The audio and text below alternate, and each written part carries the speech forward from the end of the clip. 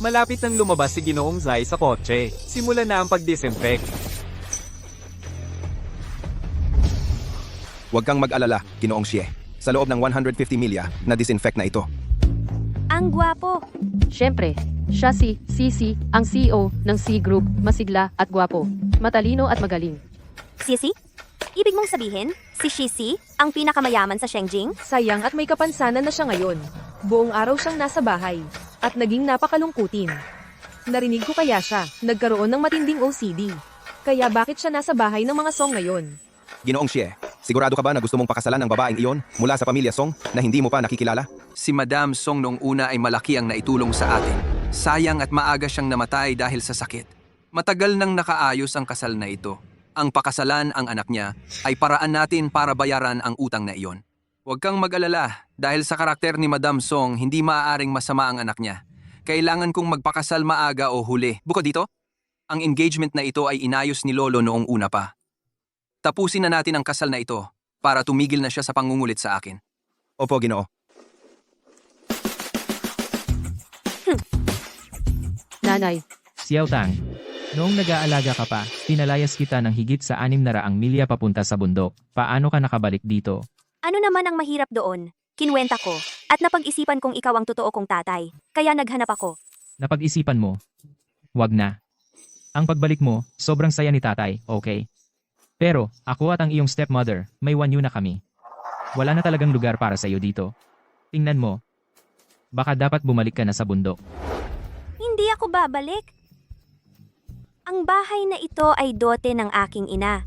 Bukod pa, ang bundok ay mahirap at boring at walang kasamang makasama. At si Master ang nagsabi sa akin na bumaba at gumawa ng mabuti. Ah, tama. Mabubuting gawa. Laodeng, ikaw rin ay mayroon. Ikaw, ang tapang mo, Tay, huwag kang magalit. Ang kalusugan mo ang pinakamahalaga. Ate, Tingnan mo kung gaano mo pinagalit si tatay. Paano ka pa nakakapagpahinga? At manatili ka lang dito? kung hindi naghirap si tatay nitong mga nakaraang taon, nagpapakahirap. Makakarating ba tayo sa kinatatayuan natin ngayon? Totoo, kung hindi siya nagnegosyo, ang pamilya Song ay nabuhay ng komportable sa loob ng 3 henerasyon gamit ang dote ng nanay ko. Pero pinilit niyang magsimula ng sarili niyang negosyo. Oh, Xiao Tang, paano mo nasasabi yan sa tatay mo? Nagbilang lang ako sa daliri, ikaw na walang kwentang tatay, malapit ka nang mabaon sa utang. ikaw. Hindi mo man lang mapigilan yung malaki mong bibig. Kung gusto mo akong umalis, okay lang. Hanapan mo lang ako ng isang malaking CEO na pakakasalan ko, at aalis na ako. CEO, Nanay, baka alam niya ang tungkol sa engagement natin sa pamilya Si. Narito ba siya para nakawin ang lalaking ikakasal? Ang malaking kayamanan na ito ay akin. Huwag kang mag-alala. Xiao Tang, mayroon nga ang pamilya Song isang kontrata ng kasal sa pamilya Shi. Pero ang young master na si Shi ay lumpo. At naririnig ko na masama ang ugali niya. Natatakot ako na maghihirap ka kung pakasalan mo siya. So may lalaki pala akong pwedeng pakasalan? Gwapo at mayaman. Sumayaman ba siya? Ang pamilya Shi ang pinakamayaman sa Shengjing. Gwapo ba siya? Siyempre, mas gwapo pa siya kaysa sa isang celebrity. Eh di pakakasalan ko siya. Wag, sandali. Wala ka bang hiya? Siya ang tinutukoy ko. Hindi siya bumaba ng bundok ng mas maaga o mas huli, pero pinili niya ang eksaktong oras na ito. Ginawa niya iyon ng kusa. Huwag kang mag-alala. Tingnan mo siya, kumakain na parang baboy. Hindi siya gugustuhin ng young master na Shi. Totoo. Isang babaeng pinalaki sa bundok, na tulad niya, hindi maihahambing sa akin. Hahanapin ko ang young master na Shi at pakakasalan siya. Huwag mong subukan.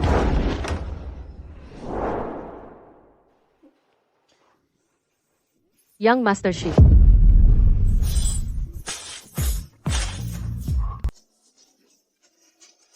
Ikaw, Aking ulang! Marumi ito.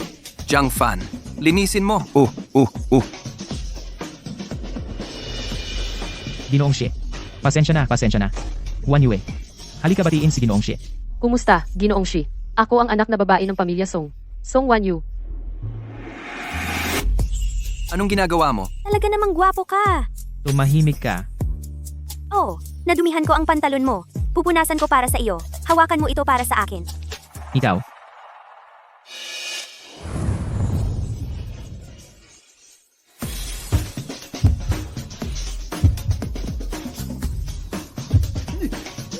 Huwag mo akong hawakan.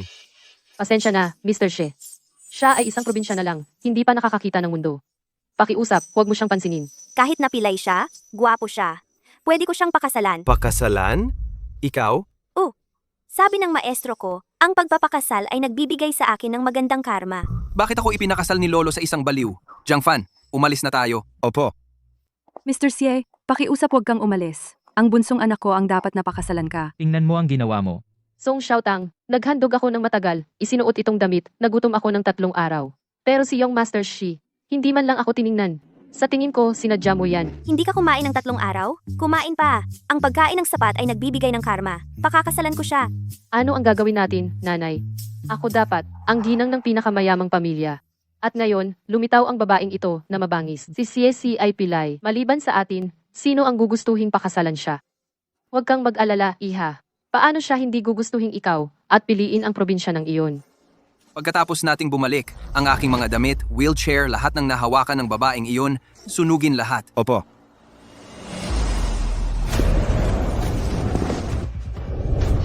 Jiang Fan, Mr. Xi, hindi ako makakita ng malinaw.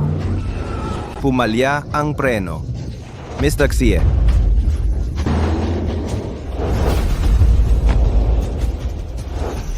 Teka!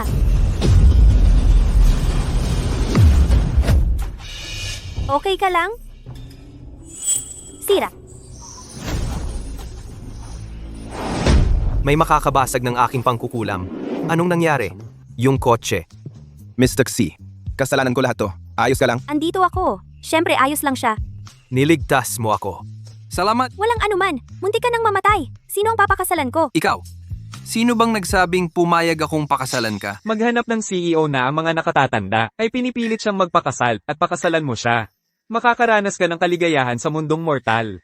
At may iligtas mo rin ang isa mula sa paghihirap. Tulungan mo siyang alisin ang istorbo ng pagpipilit magpakasal. Pinipilit ka bang magpakasal ng iyong mga nakatatanda? Presidente Xie, Kumusta? Pinipilit ka bang magpakasal? Gusto kong magpakasal. 2 beses na kitang iniligtas. Utang mo sa akin. Hindi ba perpekto? Presidente Xie, nasa telepono ang matanda. Lolo, Ikaw na pasaway, sabi ng pamilya Song. Umalis ka nang hindi nag-propose. Ano, gusto mong maging walang utang na loob? Kung hindi ka mag-uwi ng manugang na babae, huwag ka nang umuwi. sige, tuparin na lang natin ang hiling ni Lolo. Kumuha lang naman ng sertipiko. Magkahiwalay tayo ng kwarto. Kaya? Papakasalan mo ba ako? Bukas ng alas 9 sa Civil Affairs Bureau. Sa Civil Affairs Bureau? Pumayag kang pakasalan ako. Ang galing. Magkasundo tayo. Pwede tayong magpakasal? Pero bawal ang hawakan. Yan ang mga kondisyon. Sige, mga patakaran mo. Oh, Bakit wala pa siya?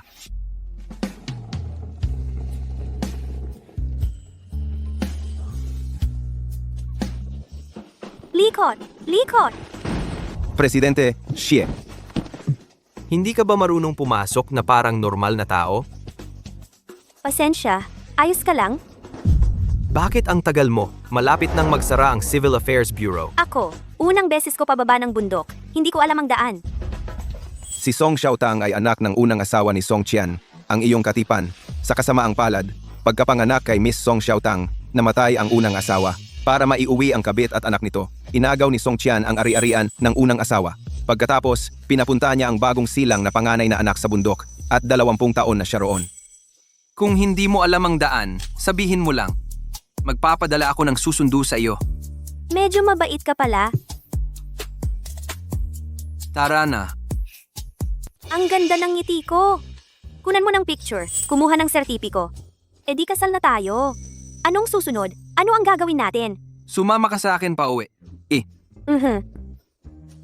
Anong nangyari sa mata mo? Madam, ang CEO nating si Xie ay may obsession sa kalinisan. Hindi siya sanay na mag-share ng kotse sa iba. Eto kasi, May issue siya. Okay lang. Ngayong kasal na tayo, hindi ko naiindahin. Ikaw, CEO Xie, ito. si, para iwas chismis at para hindi mag-alala si Lolo, ako kayang tiisin. Mag-drive ka. Sandali. Ano na naman? Ang singsing. Oo, nakita ko sa TV na sa kasal, nilalagay ng lalaki ang singsing sa babae. Ako hindi naghanda. Bababawi ako sa iyo mamaya. Hindi. Bumaba ako ng bundok para talagang magpakasal. Hindi pwedeng laktawan ang kahit anong hakbang. Ito ay pamana ng yumaong ginang.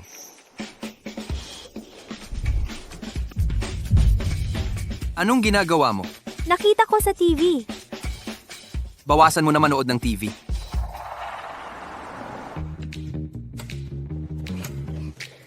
Maligayang pagdating, Madam. Ang bahay ng ating batang Panginoon. Sa wakas ay may bahay na. Huwag kang masyadong formal. Bantayan mo ang iyong dila. Wow, ang ganda ng bahay mo. Hindi pa ako nakatira sa ganyang kagandang bahay. Uy, Dahan-dahan binibini. Dahan-dahan.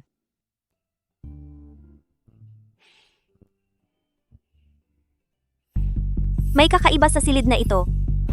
Huwag kang tumakbo.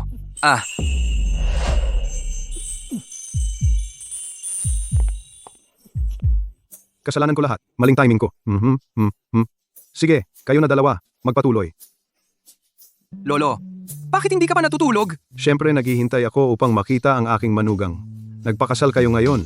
Masyado akong excited kaya hindi ako makatulog. Ang gandang dalaga. Si Lolo ay isa ring gwapong binata? Pinuri ako ng aking manugang, bakit ka umuubo? May sakit ang binti ng apo ko at kakaibang ugali. Huwag mo siyang sisihin. Ayos lang, basta handa siyang pakasalan ako. Wala akong problema. Hahaha, napagaanan na ang loob ko ngayong kasal na kayo. Muntik ko nang makalimutan. Si Huaynan ay espesyal na nagpadala ng tao sa bundok Kunlun para makuha ang pamahid na ito para sa iyo. Sabi niya epektibo raw ito. Subukan mo. Paralisado na ang mga binti ko sa loob ng maraming taon. Kung gagaling sana sila, gagaling na sila. Huwag na. Si Huaynan ay laging nag-aalala sa iyo, pinsan niya. Subukan mo lang. Kalimutan na. Talagang hindi ka nakikinig. Pinapag-aalala mo ang matandang ito. Lolo, Kakaiba, bakit nakakaramdam ako ng dark energy mula sa kahon? Malakas ang dark energy na ito. Mukhang sinadyang ilagay ng isang makapangyarihang mangkukulam. Kung ilalagay mo ito sa iyong mga binti, hindi ka nagagaling. Sino ang gagawa ng napakalupit na bagay? Napakasamang gawain. Ang talino ng manugang kong babae. Xiaotang, tungkol sa paglalagay ng pamahid kay Xiesi, ipapaubaya ko na sa iyo. Bahala na sa akin. Huwag kang mag-alala. Mabuti. Gabi na, sabi nila ang isang gabing magkasama ay katumbas ng 1,000 ginto. Kayong dalawang magkasintahan, umakyat na kayo. Ano ang ibig sabihin ng isang gabing magkasama? Ibig sabihin ay matulog ng magkasama. Gusto ko matulog kasama ka. Tara na. Naku, ang kabataan ngayon ay napaka-open-minded. Tapos ka na bang magloko? Matulog ka na.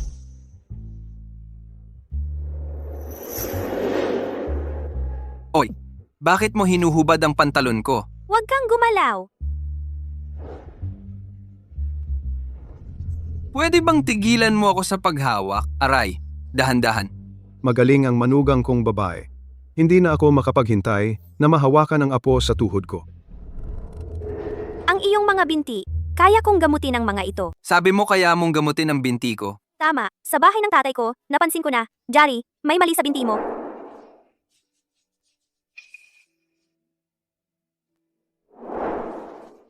Pumunta ako sa bahay mo naka-wheelchair. Alam ng lahat. Problema ang mga binti ko, di ba? Pero ang problema sa binti mo, ay hindi talaga nasa binti mo. Anyway, may paraan ako para gamutin ito. Nakipagkonsulta ako sa maraming doktor sa loob ng maraming taon at walang nakatulong. Isang batang babae na tulad mo. Bakit sa tingin mo, kaya mo akong gamutin? Ang binti na ito ay malinaw na isinumpa ng masamang mahika. Kung gagamutin ko ito, makaipon ng maraming kabutihan.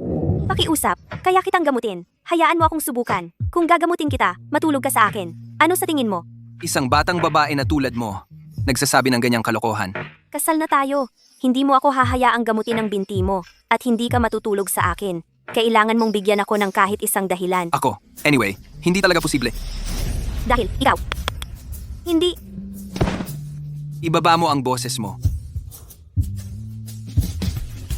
Hindi mo ba sinabing hindi mo kaya? Tahimik ka. Okay lang kung hindi mo kaya. Talagang bihasa ako. Napakakaya ko. Gagamutin ko muna ang binti mo. Tara na. Tara, maligo tayo ng sabay. Maligo ng sabay? Ano ba talaga ang sinusubukan mong gawin? Ginagamot ko ang binti mo. Pero kailangan ko munang suriin kang mabuti. Tigil! Huwag kang gumalaw. Sinusuri ko ang katawan mo. Huwag kang gagalaw. Kung hindi ka makikipagtulungan, sasabihin ko kay Lolo na ikaw ay walang kwenta. Song Xiaotang, ikaw. Sige, bilisan mo. Ito pala ang soul-stealing curse. Ang malinis na mainit na tubig ay maaaring hadlangan ang pag-atake ng masamang sumpa, at ang sumpa sa silid ay tila humihina na. Mukhang walang sumusuporta sa ritual ngayong gabi. Gamit ang mahika ko para gumawa ng isang tableta, baka kayang masira ang sumpa na ito. Magtiwala ka sa akin. Pangako ko, sa loob ng 10 minuto bibigyan kita ng sorpresa. pero kailangan mong hubarin lahat ng damit mo. Ano? Sige, hindi mo na kailangan, pero kailangan mong ibabad sa tubig. Tigil! Tahimik. Saglit lang, kung makaramdam ka ng hindi komportable, sabihin mo sa akin. Hmm? Ay, pasensya na, nakalimutan ko. Wala pang nangas na ganyanin ako. Hindi kita palalampasin. Anong ginagawa mo? Huwag kang magsalita. Ako ang katalista ng gamot.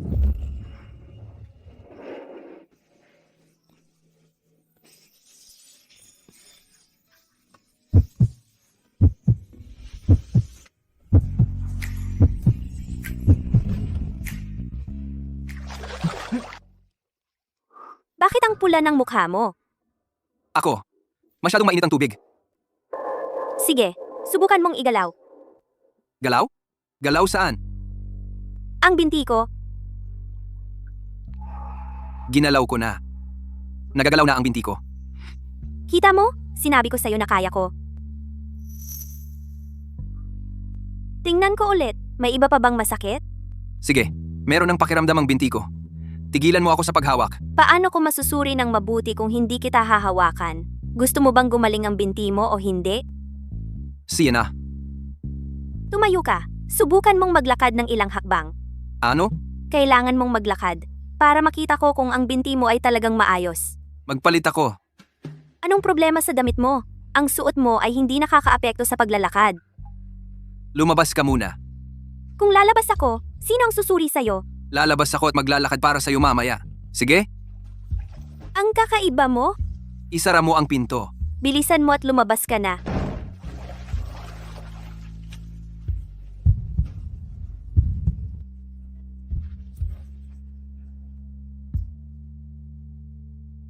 Halika rito.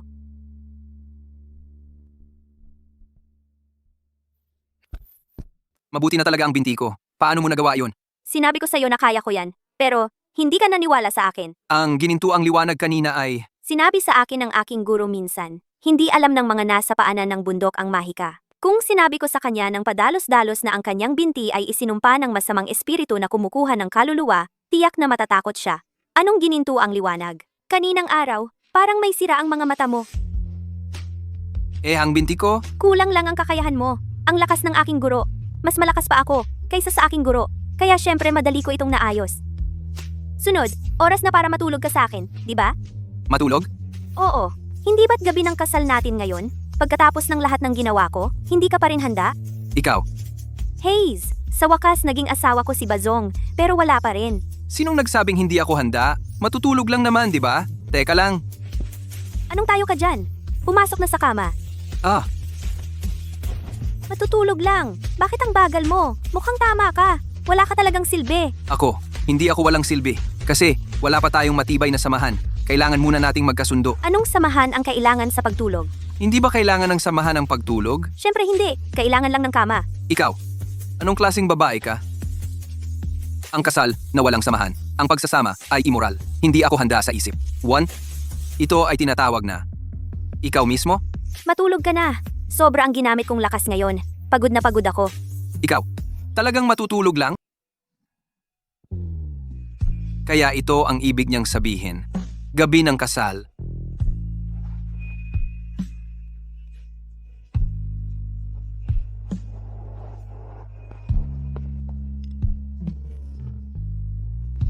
Ang binti ng Ginoo ay talagang mas gumaling. Kahanga-hanga.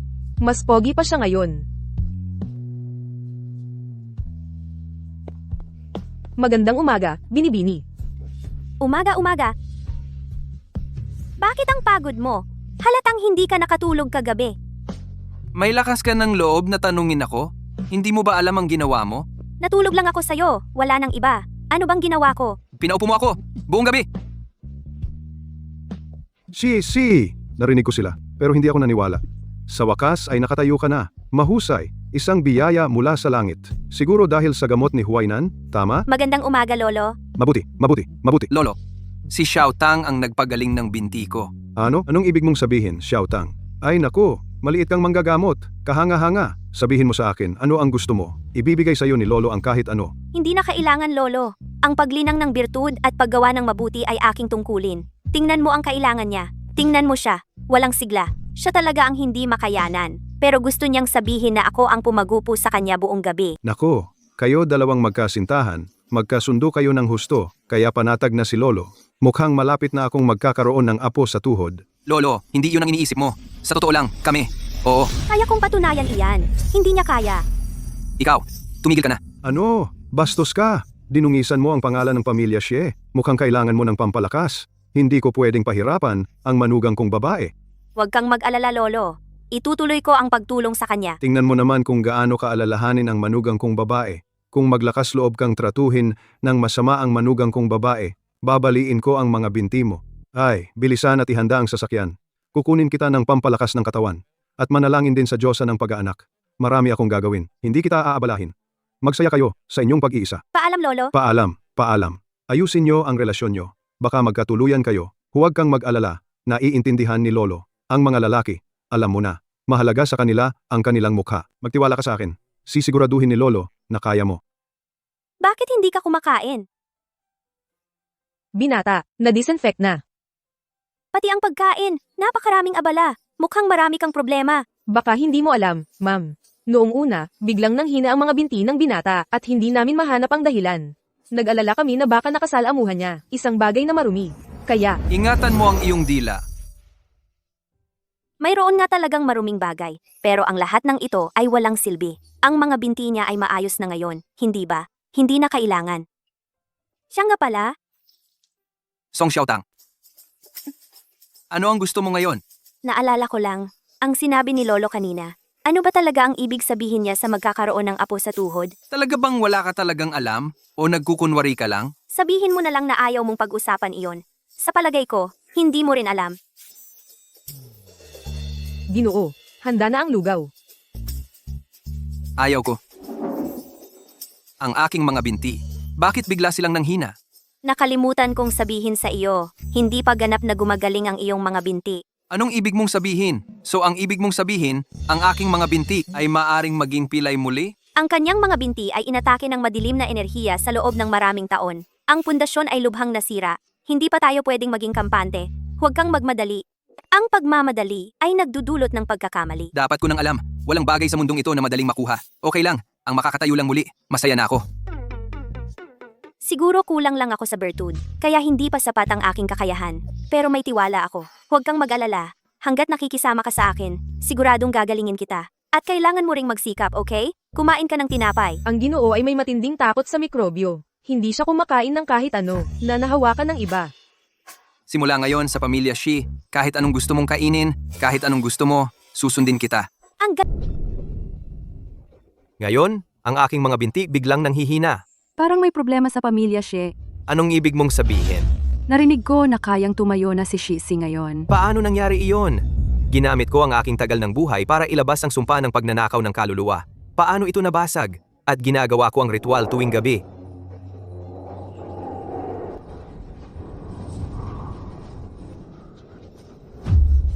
Narinig ko na noong nakaraang ilang araw lang. Hindi ba dapat nagpapahinga ka? Dahil sa sugat? Ang laki ng pagkakataon. Hindi tama iyon. Kung sakali, hindi ba naghanda rin tayo ng isang medicated patch? Narinig ko na naharang din iyon. Sino? Sabi nila asawa na bago ni Shisi. Asawa niya? Ang babaeng nasa tabi ni Shesi. putol! Siya iyon. Siya ang nanakit sa akin noong araw na iyon din. Ganoon ba? Mayroon talagang ganoon kalakas? Kapag nasira na ang sumpa ng pagnanakaw ng kaluluwa, tiyak na babalik ito sa naglagay. Baka ang iyong mga binti ay. Huwag mag-alala.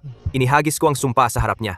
Maliban kung si Xiesi ay tumayo sa harap ko, hindi ito tuluyang masisira. At ang sumpa na ipinagpalit ko sa aking buhay, maliban kung ipagpalit din ng babaeng iyon ang kanyang buhay. Si Xiechi ay hindi gagaling. Kasing urgent ng batas?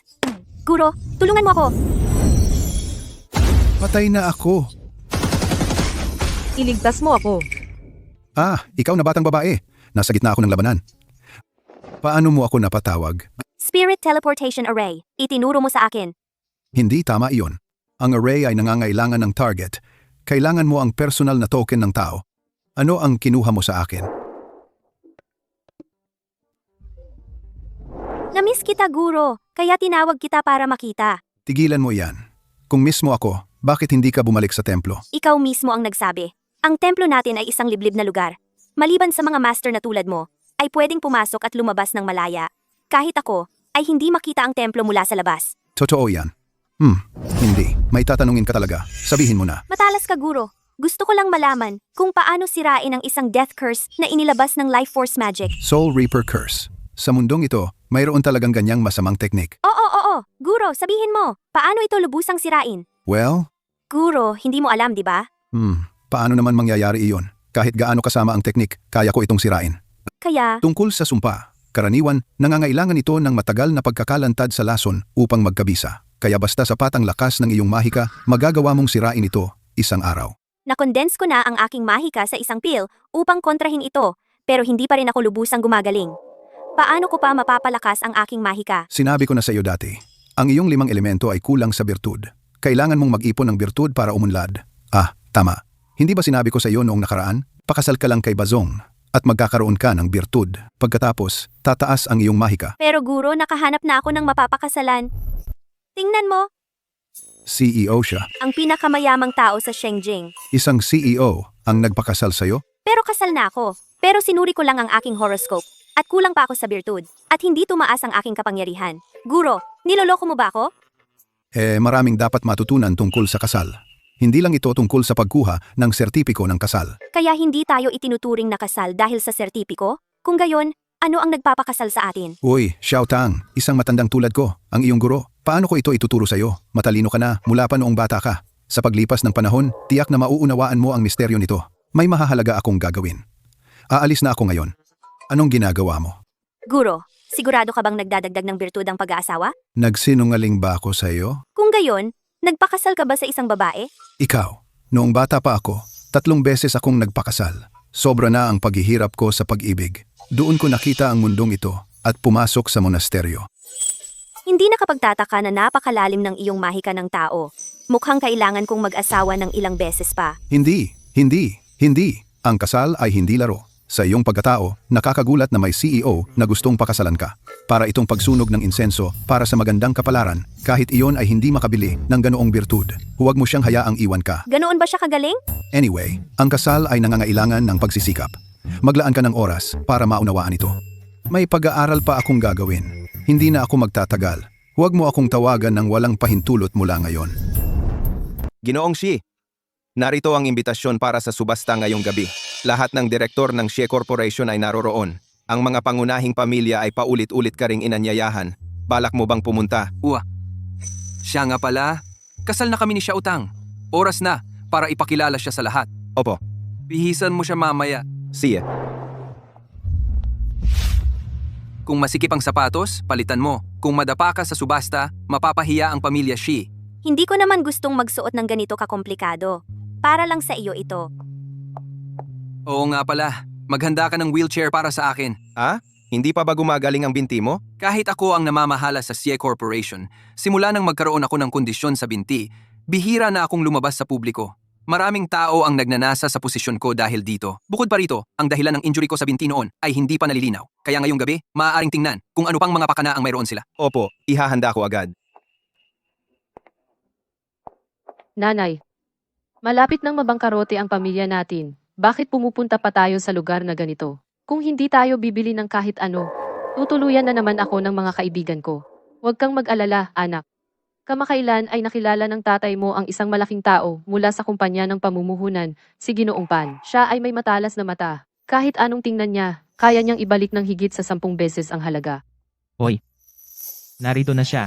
Ginoong at Ginang Song, Binibining Song. Magandang gabi. Ikinagagalak kong makilala kayo. Narinig ko na isa kang nangungunang mamumuhunan. Tama. Ang kwintas na perlas na ito ay nagkakahalaga ng 5 milyong dolyar. Regalo para kay Binibining Song. Hindi ba sobra iyon? Ano ang problema doon? Dahil sa itsura ng aking anak, kaya niyang makuha ang sinumang mayamang manliligaw. Hindi ako interesado. Paano yung lumpo mula sa angkan ng Xie? Ngayong gabi, ipapakita ko sa iyo kung paano ko gagawin ang lumpo mula sa angka ng Zai. Mapahiya.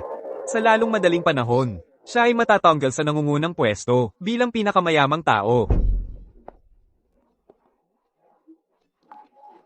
Song Xiaotang, baliw kang taga-probinsya, sino ang nagsusuot ng takong na may gown at flat shoes? Alam mo ba kung anong uri ng okasyon ito? Ano ang masama sa flat shoes? Napaka-komportable nila. Xiaotang, hindi ka kwalipikadong dumalo sa isang kaganapang tulad nito. Ano ang ginagawa ng mga security guard? Paano nila pinapayagan ang kahit sinong tao pumasok dito? Malamang nandito lang siya para manggulo. Ang pagiging nasa parehong espasyo namin ay nagpaparumi sa hangin. Bahagi siya ng angka ng Shi. Sino man ang ayaw na kasama siya, ay maaring lumabas. Kukuha ako ng pagkain. Ang cake na ito ay mukhang napakasarap. Hawakan mo ito para sa akin. Pilay lang. Ang pamilya Zai ay masisira niya sa kalaunan.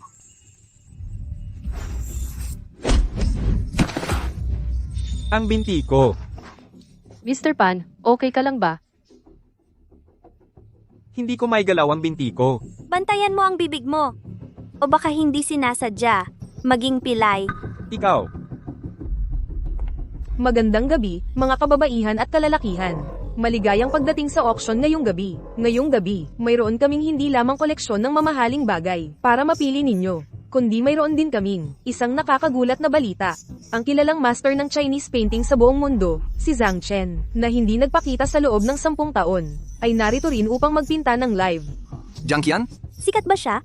isang master na may pambihirang galing, isang world-class Chinese painting master. Ang kanyang mga gawa ay napakahirap makuha. Ang huling beses na lumitaw ang isang orihinal niya ay 10 taon na ang nakalipas. Sa kasamaang palad, walang sino man ang nakakita sa kanyang totoong mukha. Naiintindihan ko. Isang piraso lang ng papel. Ganoon ba kahalaga? Gayunpaman, si Master Zhang Chen ay napakatahimik, kaya hindi siya magpapakita ngayong gabi. 3 pintor ang magpipinta ng sabay. Ang panauhing makakakilala kung aling painting ang kay Master Zhang Chen ay magiging kwalipikadong magbid dito. Sobrang hirap. Sino ang makakapagsabi? Mr. Pan, sa iyong matalas na paningin, siguradong malalaman mo kung alin ang kay Master Zhang Qian. Tama. Ang pagbangon ng pamilya Song ay nakasalalay sa iyo. Pakiusap, nagmamakaawa ako sa iyo. Desperado sa pera, at umaasang magbabago ang lahat sa isang painting. Ikaw, Ano? May problema ka ba sa asawa ko, Ginoong Song? hindi. Tingnan natin kung hanggang kailan ka magiging mayabang. Pakiusap, tanggapin ang 3 pintor. Kuya, Ang mga tol-una na ito ay panakip butas lang. Tingnan mo iyong lalaki. Siya ay tiyak na hindi siguro Zhang Qian. Paano naman ang dalawa pa? Sino ang tunay na maestro? Sa tingin ko, kailangan nating makita ang kanilang mga pintura para malaman. Ang 3 pinturang ito, ang bawat isa ay may panimulang bid na $100,000,000. Nasa inyong matalas na mata na iyon, $100,000,000. May bid ba? Ano ito? Ito ay nagkakahalaga ng $100,000,000. Basura lang. Kahit libre, hindi ko ito kukunin. Iyong pintura ng tanawin, may kaunting estilo ng maestro. Jiang Fan, ano ang sinasabi nila doon? Ang aming kinuhang tagapayo ay nagsasabi, ang pinturang ito ay medyo maganda, karapat dapat tayaan. CSC, hindi ka maniniwala. Ang panlabas na tagapayo na pinagbayaran mo ng malaki ay tao ko. Sa sandaling bilhin mo ang basurang ito, ang mga mamamahayag sa labas ay magpapalabas nito. Sa loob ng 10 minuto, ang mga mamumuhunan sa buong bansa ay malalaman na ang punong tagapagpaganap ng Shis Group ay isang hangal. Hintayin mo lang na bumagsak ang presyo ng iyong mga bahagi. Itong panlabas na tagapayo, may negosyo sa kumpanya ni Song Qian. Sadyang inakit niya ako na bilhin itong pintura. Para ipahiya ako, si Xie Chi. Song Qian, sa tingin mo makakalaban mo ako? Hindi. kukunin ko ito sa halagang $100,000,000. Gusto niyang bilhin itong basurang ito. Xiaotang, alam mo ba ang ginagawa mo? Binibili ko itong pinta para sa iyo. Huwag mo akong pasalamatan. Alam mo ba na baka walang halaga? Si Mr. Zai ay hindi kailanman umaatres sa isang bid. Talagang nakahanap ka ng isang mabait na asawa. Isang probinsyana na hindi alam ang mga patakaran. Walang kwentang sinasabi. Kung hindi niya ito bibilhin, ayos lang. Hindi namin siya pagtatawanan. Siya ay miyembro ng pamilya Xie, kaya't paninindigan niya ang sinabi. Malaki ang kita mo ngayon. Ang aking kuya ay maaring hindi mapagkakatiwalaan sa ibang bagay, pero magaling siya sa pagpipinta. Kuya, Oo, ang magkakaparehong uri ay nagsasama-sama. Itong basurang ito walang may gusto kahit itapon mo sa kalsada. Mukhang itong probinsyana ay kasabwat sa mga tagalabas upang dayain ang yaman ng pamilya Shi. Maingat na pumili ang pamilya Shi at nagpakasal sa isang mangmang na babae. Nag-aaksaya ng $100,000,000 ng ganoon na lang. Mukhang patungo sa pagkabangkarote ang pamilya Shi. Ikaw ang mangmang. Pinahahalagahan mo ang mga pininturang bolang salamin. At may lakas kang loob na tawagin ng iba? Ikaw.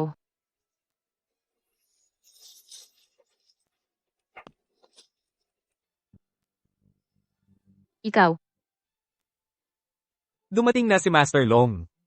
Ang presidente ng Shenzhen Chamber of Commerce. Bakit nandito si Master Long? Master Long ay isang kilalang eksperto sa antigo sa buong mundo. Maaaring ng subasta ngayong gabi. May bagay ba na interesado siya? Narinig ko na nalaman ni Master Long na si Master Zhang Chen ay nagpipinta ng live. Kaya kinansela niya ang iba pang appointment upang pumunta. Sino ang bumili ng pintang ito? Si Zai Si ng Zai Group. Ginagawang kayamanan ng basura. Mukhang ang bagong pinuno ng pamilya Zai ay walang magandang paningin. Naaawa talaga ako sa mga shareholder ng Zai. Tiyak na pinagpapawisan sila ng sobra. Bobo, ito ay isang obra maestra ni Master Zhang Chen. Ano? Yung taong basag ang damit kanina, si Master Zhang Chen mismo? HMP. Wala ka talagang pangunawa sa talento. Xiaotang, ang iyong kuya ay talagang Master Zhang Qian. Tama yan. Naalala ko noong 10 taon na ang nakaraan. Ang aking kuya ay bumaba ng bundok para magbenta ng isang pinta dati. Lahat ng gastos ng templo. Ay mukhang marami pa ring natitira hanggang ngayon. President Zai, mag-aalok ako ng 500 milyon para sa painting na ito. Sana ay payag kang ibenta ito. Yun ay netong kita na 400 milyon sa isang pagbebenta. Long Ye, hindi ko ibinebenta ang painting na ito. Ha? Hindi sapat ang alok ko? Nagkakamali ka, Long Ye. Binili ng asawa ko ang painting na ito. Dahil gusto niya ito, hindi dapat akong makialam. Wala akong problema. Kung gusto mo ng isa, ipapagawa ko na lang sa aking kuya na magpinta ng isa pa. Nakikinig siya sa akin. Kung gayon, ituring mong regalo ito sa iyo, Long Ye. Hindi ko inaasahan na napakabukas ng isip ni President Zai. At ang iyong asawa ay napakamapagbigay rin. Talagang bagay na bagay, ginawa para sa isa't isa. Ako, si Long Ye, ay hindi kukuha ng regalo mo nang walang kapalit. Nagdesisyon akong ibigay ang proyekto ng Cross Sea Bridge sa inyong Zai Group. Kung gayon, maraming salamat, Long Ye. Ang Cross Sea Bridge, iyan ay nagkakahalaga ng 3 bilyon. Long Ye, ang mga tao sa labas ay palihim na nagsasabi na ang CEO ng Zai Group ay puro forma lang at walang laman. Isang walang kwentang lumpo. Hoy, Sino ang tinatawag mong lumpo? Gumaling na ang binti niya. Long Ye, tungkol sa mga detalye ng kooperasyon, pag-usapan natin sa VIP room. sige. Xiaotang, tara na. Hindi pa ako tapos kumain. Kung gayon, manatili ka lang at huwag kang lumayo. Susunduin kita mamaya. May nahulog. Ang binti ko. Ayos ka lang ba?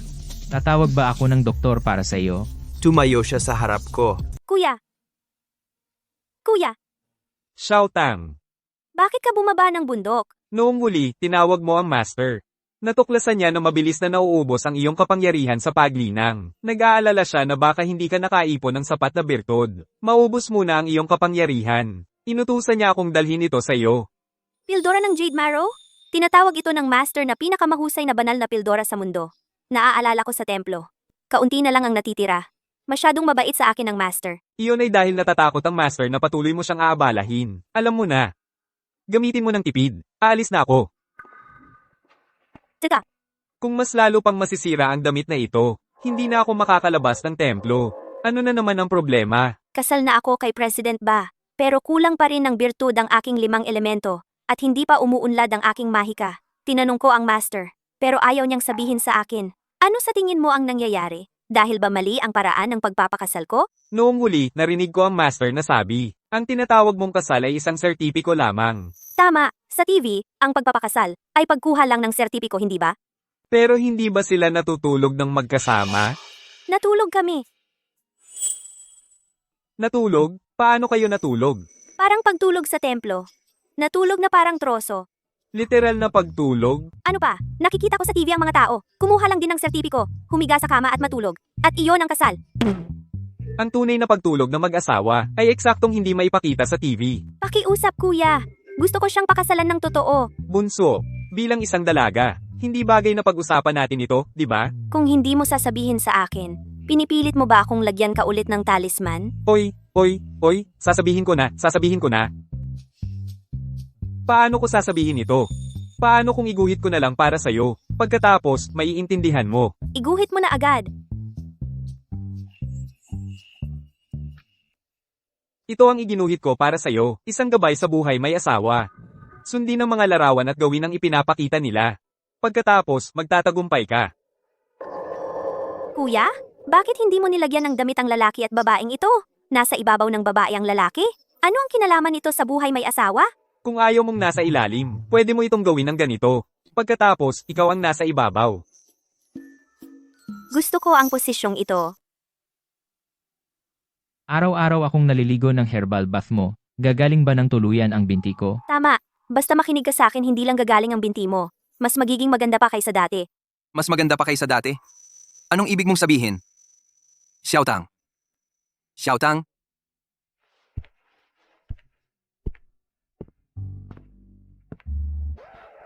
Hoy, ikaw! Ano iyon? Sabi ng nakatatanda kong kasamahan, kailangang maging mas sexy ang mga babae para sa masayang pag-aasawa. Gusto mo bang nasa itaas o nasa ibaba? Song Xiaotang? Ano ang ginagawa mo? Gusto kitang matulugan parang mag-asawa. Ikaw, gusto mo bang nasa itaas o nasa ibaba? Ako. Gusto kong nasa itaas. Ang tapang mo. Mas komportable sa itaas. Ganon ba? Talaga? Siyempre, palagi kong gusto ang nasa itaas. Palagi? Ano ang problema? Wala na. Wala akong pakialam sa nakaraan mo. Matulog na tayo. Ito ba ang ibig mong sabihin? Ikaw dyan sa taas? Ako dito sa baba. Oo, ano pa? Kung ano ang makapagpapasaya sa'yo. Jijang, bulag ako. Hindi ko talaga inasahan na napakahalaga ng pinturang iyon. Hanggat si Xiezi ay tapos na, lahat ng pera niya ay sa akin. Pero tumayo siyang muli sa harapan mismo ng aking mga mata. Ang lahat ng taon kong pagod ay naging wala. Ang aking mga binti, hindi makagalaw ang aking mga binti. Pinsan, anong problema? Gid, ayos ka lang ba? At kung masira ang mapanganib na sumpa na ito, matatapos na ang aking mga binti. Paano ito nangyari? Hindi ba si Xieshi dapat ang lumpo? Oo, nagtataka rin ako. Mula nang pakasalan niya ang babaeng ito, tila lahat ay naging maayos. Ang hamon ngayong gabi ay tinawag din ng kanyang asawa. Ang pangalan niya ay tila Song Xiaotang. Ulitin mo yan. Ang pangalan niya, Iyon ay Song Xiaotang. Song Xiaotang. Maaring siya iyon? Narinig mo na ba siya? Narinig ko na ang kanyang master. Master Pingzhen. Sinabi sa akin ng aking master, si Master Pingzhen ay ang pinakamataas na antas ng espiritual na pagsasanay, ang pinuno ng templo ng Xuanzhen. Ang kanyang bunsong alagad ay pinaparatang na pinangalan ng Song Xiaotang. Kahanga-hanga iyon, hindi nakakapagtaka. Ang master na si Zhang Chen ay kanyang alagad. Kaya wala nang pagkakataon? Hindi naman iyan totoo. Nasa liwanag sila, tayo'y nasa dilim. Iyon ang ating kalamangan. Ngunit, ang iyong mga binti ay, ano ang ating aasahan? May bali-balita, ang Jade Marrow Pill ni Master Pingzhen ay walang katulad. Ito ay mahalaga para sa aking pinakamataas na antas ng Dark Arts pagsasanay. Hanggat nasa akin ang Jade Marrow Pill, makakamit ko ang malaking kapangyarihan, tumayo muli, at wasakin si Xiezi. Jade Marrow Pill. Jijang. Ngayong gabi sa labas ng subasta, narinig ko si Song Xiaotang at ang kanyang kuya, palihim na nag-uusap tungkol sa ilang Jade Marrow Pill. Song Xiaotang? Ikaw at si Xie. Pareho na kayong patay. Lumabas ka. Sinanay kita ng matagal. Panahon na para kumilos ka. Ikaw ang bago. Unang araw ko ngayon. Narito ako bilang kasambahay ng pamilya Xie. Ginoong Xie, paki-enjoy ang iyong pagkain. Hindi ako sanay na may ganito kabatang kasambahay. Pwede ka nang bumalik. Sabihin mo sa kanila na magpadala ng iba. Ginoong Xie, napakahirap ng pamilya ko. Pakiusap, bigyan mo ako ng pagkakataon. Huwag mo akong paalisin. Pakiusap. Ang aking ina at nakababatang kapatid ay parehong may sakit. Hinihintay nila akong kumita ng pera para sa kanilang pagpapagamot. Nakakaawa naman siya. Hayaan mo na siyang manatili. Magandang gawa naman ito. Sige, subukan mo lang muna. Siya. Salamat, Ginoong Xie. Salamat, Ginoong Xie.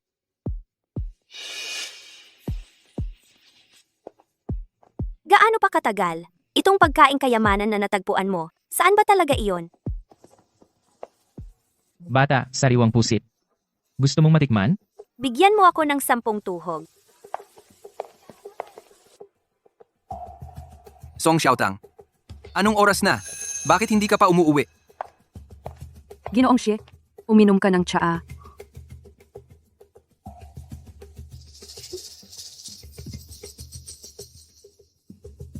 Ano ang ibinigay mong inumin sa akin? Napakamahal ng Yusuidan na ito. Tiyak na itinago nila ito. Kalimutan mo na. Gawin na lang natin ang plan B. Mr. Xie, isasama kita pabalik sa iyong silid para magpahinga. Batang babae. Gusto mo pa? Hindi ka dapat kumain ng sobra sa gabi. Ang 70% busog ay sapat na. Tara na. Ingat po. Grabe. Hindi ko akalain na ang isang batang babae ay makakain ng marami. Muntik na niyang maubos lahat ng stock ko at naubos na niya. Akala ko malaki siya. Hindi ko akalain na ilang piraso ng squid ay magpapatigil sa kanya. Sa ngayon, dapat ay nagtagumpay na si Jiang Ying. Kahit hindi ko nakita ang Yusuidan, kung pipilayin ko lang ang kanyang mga binti, at panatilihin siyang walang pag-asa, ang She's Group ay magiging sa Huaynan maaga o huli. Bumalik na ako! Song Xiaotang, gusto kong makita mo mismo ang iyong asawa na natutulog sa akin sa iisang kama. Una, palalayasin kita.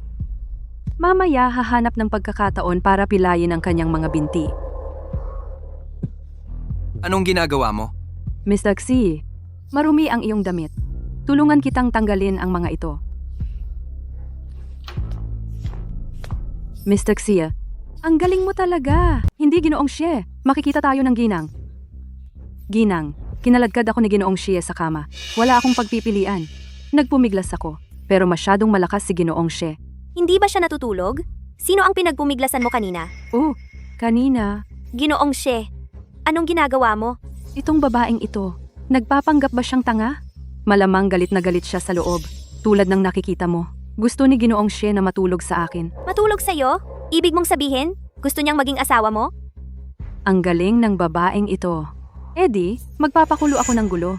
Oo, Ginang, alam kong mali ito. May asawa na si Ginoong Xie. Pero, makapangyarihan at maimpluwensya si Ginoong Xie. Hindi ko siya mapigilan. Ah, naiintindihan ko. Naiintindihan ko. Ginang, hindi mo dapat sisihin si Ginoong Xie.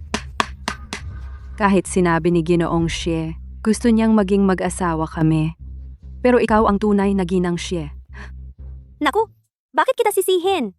Ikaw rin ay isang kultibador, di ba? Napansin niya? Sumusunod ako kay Huaynan. Nagsasanay ng itim na mahika. Talagang magaling siya. Paano mo nalaman? Mukhang pareho tayo. Gusto mong makakuha ng birtud sa pamamagitan ng pag-aasawa. Sa tingin ko, kulang ka rin sa birtud, di ba? Tama ba? Kulang sa birtud? Ano bang sinasabi ng babaeng ito? Nanunuya ba siya? Dahil pamilya naman tayong lahat, pwede nating gawin ng sama-sama. Sama-sama? Oo, tumutulong sa mga kapwa nagsasanay. Nakatutulong din sa paglinang ng birtud. Pero maliit ang kama na ito. Maaaring hindi sapat para sa tatlo. Kung ayos lang sa iyo, pwede tayong sumiksik. Ay, huwag kang mahiya. Umakyat ka na. Hindi ka ba inaantok? Ang wild ng babaeng ito? Ginang, hindi ka ba naaabala? Naabala sa ano? Tatlo tayo. Ang mahalaga ay magkasamang mabuti ang buhay. Pagod na pagod ako. Matutulog ka ba o hindi? Ako. Kung hindi ka matutulog, lumabas ka. Isara mo ang pinto. Malamig sa labas.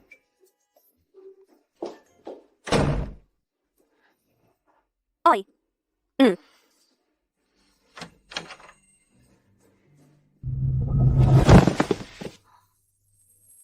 Xiaotang, paano ako nakarating dito? Sige, mukhang ginawa ko yon. Kagabi hating gabi, nakikilos ka ng kakaiba. Ang pula ng mukha mo at hinahawakan mo ako kahit saan. Nagbubulong-bulong, humingi ng tulong sa akin. Ano? Xiaotang, nakakarindi ang pakiramdam ko. Uy, ang lakas mo!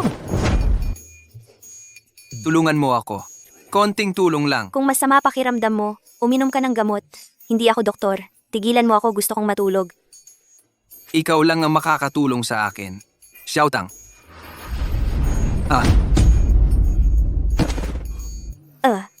Sa wakas, tahimik na. Ang mga kabataan talaga, marunong manggulo. Anong nakita mo kagabi? Si Jiang Ying ay gustong matulog kasama mo.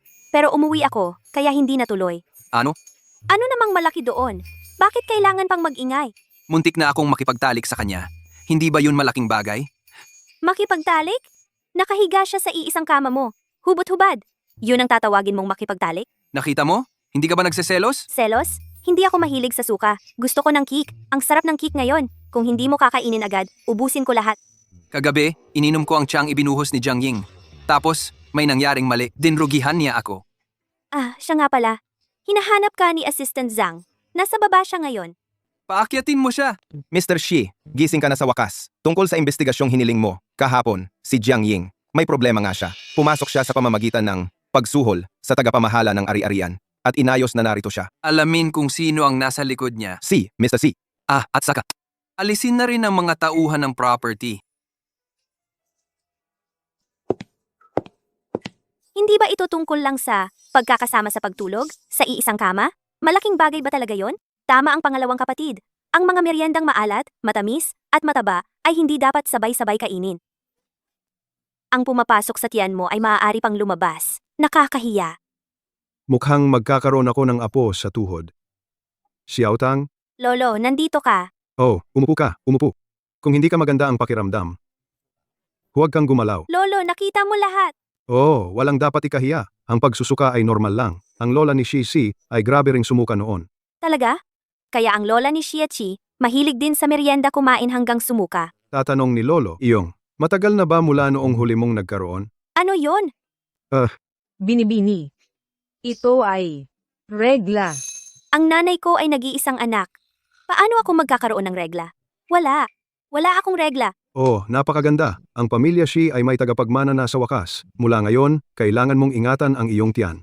Bakit kailangan kong ingatan ang tiyan ko? Boba, buntis ka? Magiging ina ka na.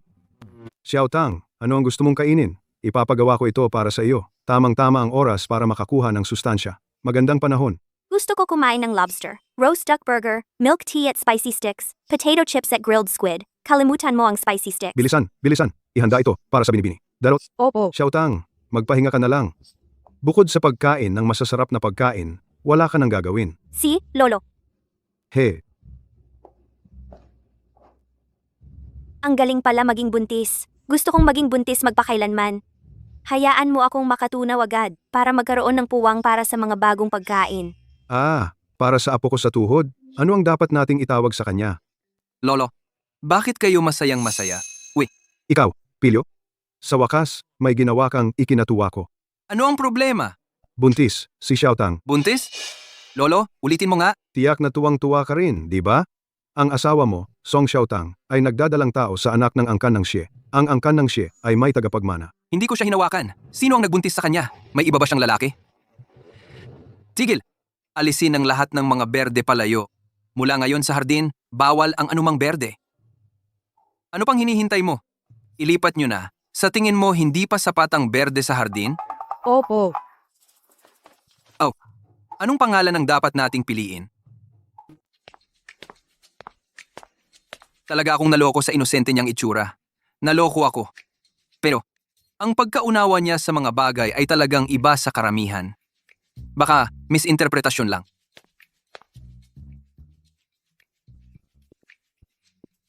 Bakit ang aga mo bumalik? Tumigil ka sa pagkain. Totoo ba ang sinabi ni Lolo? Ano ang sinabi ni Lolo? Ay tungkol sa pagbubuntis. Tama. Palagi akong nagsusuka at wala akong regla. Kaya siguradong buntis ako. Ikaw! Ipaliwanag mo ang sarili mo! Ipaliwanag ang ano? Buntis ako. Ano ngayon? Ikaw? Ginoo. Ang pinsan mo, nandito si Ginoong Jiang Wainen. Kakausapin kita pagbalik ko. Walang katotohanan iyan. Huaynan, hinahanap mo ako? Ikaw pala? Ano ang relasyon mo kay Jiang Huaynan? Ikaw? Saan itong lugar? Ang mga binti mong ito ay pinalakas ng maswerteng enerhiya ng pildoras ng Jade Marrow sa mahabang panahon. Ang mga ito ay talagang pambihirang kayamanan. Ano ang pildoras ng Jade Marrow? Hindi mo alam? Kung gayon, paanong ang mga binti mo gumaling ng ganito kabilis? Wala ka ng pakialam diyan. Ano ba talaga ang gusto mo? Siyempre, ang hindi ko nakuha sa inyo kanina, hindi ko nakuha. At ang babaeng iyon, na si Song Xiaotang, pinahiya ako. Kung hindi ako makabawi, hindi ako tao. Tigilan mo na ang pagbibiro. Nakita ko na ang kaya mong gawin. Hindi ka ordinaryong tao. Sabihin mo na, ano ba talaga ang layunin mo? Huwag mong sabihin ito ay ang binti ko o ang she group ko. Siyempre gusto ko ang binti mo, pero ang she group mo gusto ko rin iyon. Siyempre, at ang buhay ng munting pa, ta. Managinip ka pa. Wala kang makukuha sa kanila. Hindi ba ikaw ay nasa aking mga kamay? Kung gagawin kong pildoras ang binti mo bilang pildoras, makukuha ko ang parehong epekto, tulad ng Jade Marrow Pill. Pero, ngayon, mas gusto ko pang makita si Song Xiaotang patay. Kung may gusto ka, sa akin ka lumapit. Huwag kang magmadali. Pagkatapos kong siya, haharapin kita. Hoy, Song Xiaotang. Kamusta? Song Xiaotang, ang asawa mo ay nasa aking mga kamay. Kung gusto mo siyang pakawalan, Mayroon akong naka-install na aplikasyon laban sa scam. Akala mo madadaya mo ako. Wala kang paraan. kamusta? Kamusta? Ang babaeng iyon, naglakas loob, na ibaba ang tawag sa akin. Wala ba siyang pakialam sa iyo? Ano ang dapat ipaliwanag? Ano kung buntis ako? Ikaw, hindi siya darating para sa akin. Sumuko ka na sa pag-asa. Ginang, nakita mo ba si Ginoong Xie? Ipinakita lamang ng sistema ng pagmamanman na pagkatapos siyang pumasok sa silid pag-aaral, nawala siya. Paano naman ang isang lalaking may sapat na gulang na basta na lang mawawala? Maayos naman. Hindi niya kinuha ang driver o sinabi sa akin. Saan kaya siya nagpunta? Oo nga pala. May tumawag sa akin kanina na sinasabing dinukot siya. Ano? At saka, Pagkatapos, ibinaba ko ang tawag. ikaw, pinatay mo ang tawag. Siyempre, hindi ka ba nanonood ng TV? Hindi ba ito scam na tawag? Hindi ako naniniwala. Kita mo? Sinabi ko sa'yo na scam yan. Tumatawag si Jessie. Sagutin mo na. Kumusta, Jessie? May tawag lang na dumating. Sabi, nakidnap ka raw? Tama? Kinidnap ko ang asawa mo. Song Xiaotang, makinig kang mabuti. Ako si Jiang Ying. Tandaan mo ako, di ba? Oh, yung babae na walang moralidad. Kung ayaw mong mamatay siya, pumunta ka rito ngayon din. Xiaotang, wag mo akong alalahanin. Wag kang pumunta. May kumuha ng telepono ni Mr. Xie. Talaga bang dinukot si Boss Xie? Malamang. Narinig ko siya doon, sumisigaw at nagwawala. Ano ang sinabi nila? Sabi nila kung ayaw mong mamatay si Jessie, kailangan ko pumunta doon ngayon. Madam, huwag kang mag-alala. Papapuntahan ko ang isang tao para hanapin ang lokasyon ni Amo Xie. Kaya kong kalkulahin. Kalkulahin? Kung kalkulahin mo, magpapadala ako ng sasakyan. Natagpuan ko na. Xiaotang, bakit ka? Sino ang nagsabi sa'yo na pumunta? Ikaw talaga yung masamang babae. Kahanga-hanga ka talaga. Mabilis mo kaming natagpuan. Noong nakaraan, akala ko katulad mo ako, parehong nagme-meditate sa pamamagitan ng mahika. Hindi ko inaasahan na umaasa ka pala sa blood sacrifice. Mahika naman lahat yan. Ano ang pakialam mo kung paano ako nagsasanay? Mahi ka? Pero sabi ng master, kung gagamit ka ng blood sacrifice sa pagme-meditate, mawawala ang iyong haba ng buhay. Basta, makuha ko ang buhay mo. At makuha ko ang gusto ko. Wala akong pakialam. Pero ako, may pakialam. Gumamit ka ng spell para patulugin si Shishi at iteleport siya rito. Iyan ay nagdulot sa'yo ng hindi bababa sa 5 taon ng iyong haba ng buhay. Ang buhay mo ay buhay din. Ayaw kong masayang ito. Huwag kang magpanggap na mabait. Basta patayin kita at agawin ng Xie Group. Magkakaroon ako ng lahat. At hindi na kailangan pang mag-meditate. Sa panaginip mo. Dahil nandito ka na, hindi ka na makakaalis. Ikaw lang mag-isa? Sino nagsabi niyan? Jiang Huainan. Ikaw pala.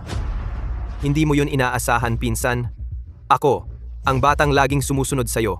Isang anino. Talaga namang sumaksak sa'yo sa likod. Kaya ibig sabihin ikaw ang puminsala sa akin noon. Marunong ka rin ng salamangka? Tama. Nag-aral ako ng salamangka para sa'yo, pinsan. Itim na salamang ka. Nakikita kitang nakaupo sa dati kong wheelchair. Malamang malakas ang salamangka mo, no?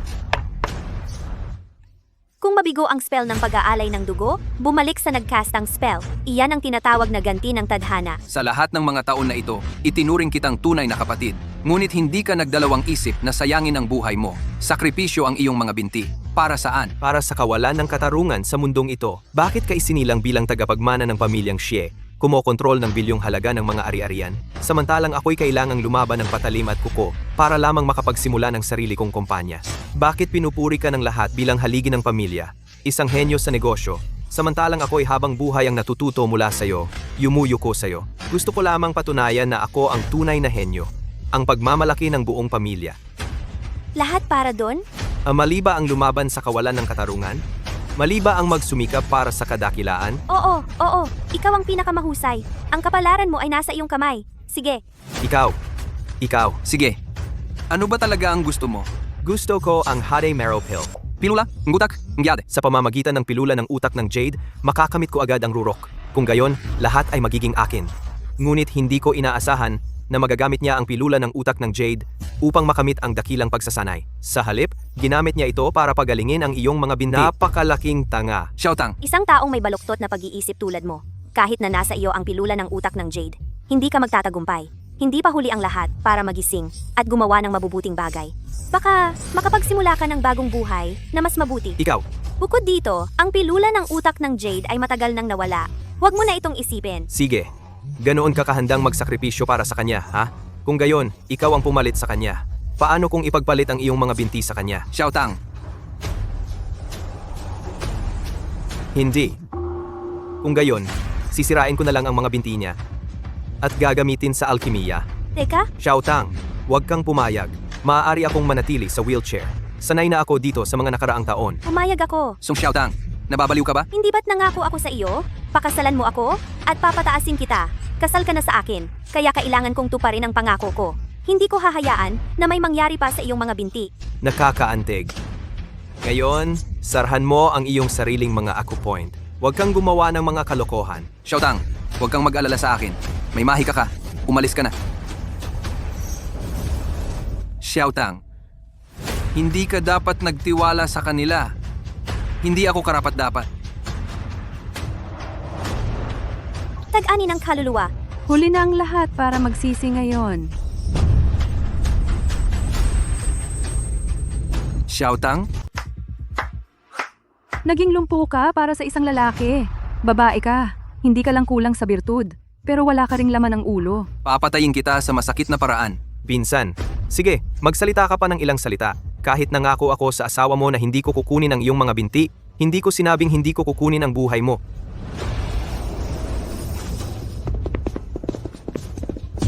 Mr. Xi, Gumamit lang ako ng sumpa ng kamatayan. Ngayon hindi ko na kaya ang napakaraming tao. Ano ang gagawin natin? Napakaraming tao. Sama-sama tayong mamamatay. Why none? Hindi. Masyadong marami sila. Huwag mong sirain ang sarili mo para sa kanila. Swerte nila. Umalis na tayo.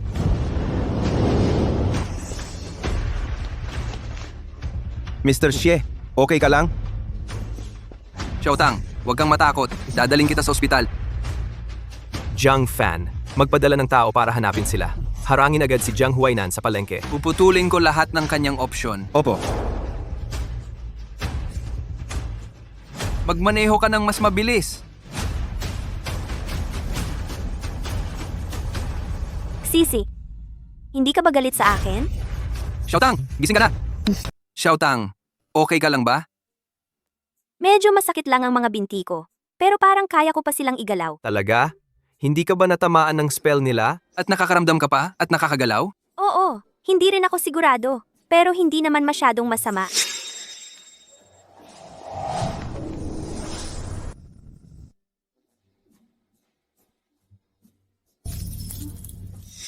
Baka mahina ang spell niya. O baka malakas ako. Buti naman okay ka. Hindi ka galit sa akin, di ba? Baliw. Paano ako magagalit sa'yo? Dahil may itinatago ako sa'yo. Tungkol sa magic.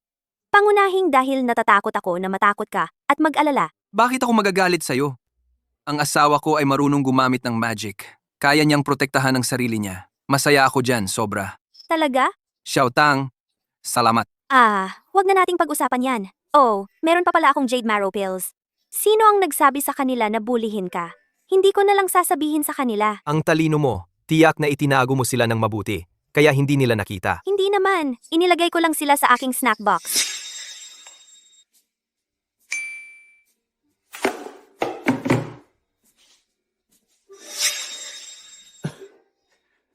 Ang pinakamapanganib na lugar ay ang pinakaligtas na lugar.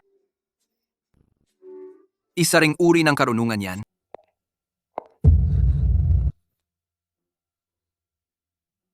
Bakit ka naglalakad na naman sa sahig? Hindi ka ba mananatili sa kama? Masyadong boring sa kama. Kung hindi ako mag-practice ng konti, paano gagaling ang binti ko ng mas mabilis? Umupo ka agad. Hayaan mong kuskusin ko para sa iyo. Siya,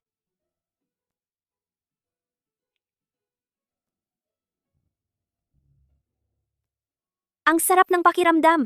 Ano ito? Ito ay essential oil na inireseta ng doktor. Dinurog ko ang Jade Marrow Pill at tinunaw ito sa langis. Makakatulong ito para mas mabilis gumaling ang binti mo. Nakakaramdam ako ng ligtas sa kanya. Tungkol sa bata. Bata? Anong bata? Siyempre bata mo yan. Tama. Sinabi ni Lolo na buntis ako. Sino ang lalaking iyon? Anong lalaki? Ang ama ng bata. Hindi ko alam. Paano mo hindi alam? Baka naman ikaw ay mahigit isang lalaki? Talagang hindi ko alam. Paano kung ikaw na ang kanyang ama? Payag ka ba? Astig ako, di ba? May utang ako sa iyo. Ipinapangako ko sa iyo.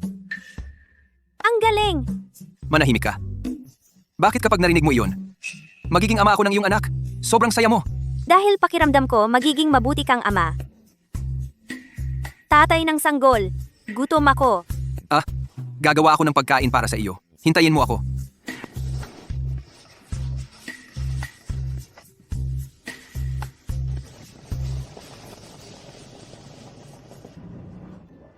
Hindi ba may obsession sa kalinisan ang binata? Kailangan niyang mag-disinfect ng ilang beses bago kumain. At ngayon siya mismo ang nagluluto, huwag na nating banggitin. Nasugatan lang niya ang kamay habang naghihiwa ng gulay. At hindi man lang niya dinisimpekta. Nag-alok ako ng tulong pero pinalayas niya ako. Tatawagin ko ang ginang para bumaba sa hapunan. Tigil. Ihanda ang mesa. Ako na mismo ang susundo sa ginang. Oo.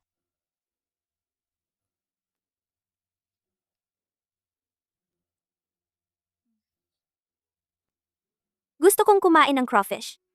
Sige, babalatan ko para sa iyo.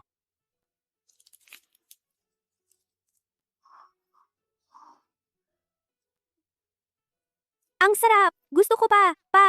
Si.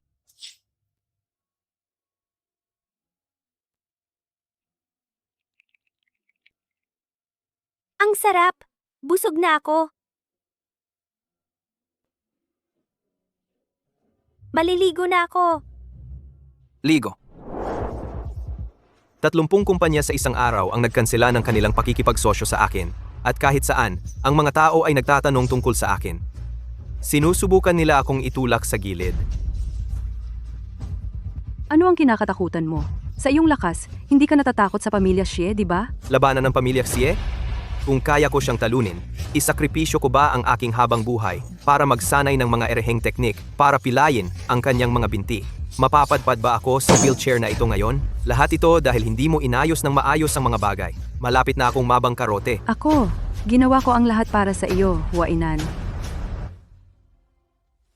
Hindi ikaw. Ang problema ay si Song Xiaotang. Babae na iyon. Kung wala siya, ang pamilya Xi ay akin na sana. Hindi ba natin napilay na ang kanyang mga binti? Mula ngayon, dapat siyang maging pilay. Eksakto. Dapat natin, bago siya ganap na mabulok, gamitin ng husto siya. Gamitin? Nakikita kong mahalaga kay Xie si Song Xiaotang dahil ang kanyang mga binti ay nasa iyo na. Kung mananakot ka at susuhol, hindi ba magiging madali? Huainan, gusto mo akong pumunta sa pamilya Xie ngayon? Pagkatapos ng ginawa ko sa kanila, ang pagpunta ngayon hindi ba iyon pagpasok sa bitag? Mayroon kang sandata, ano ang kinakatakutan mo? Hindi mo ba gusto tulungan akong bumangon muli? Pero, Pumunta ka na.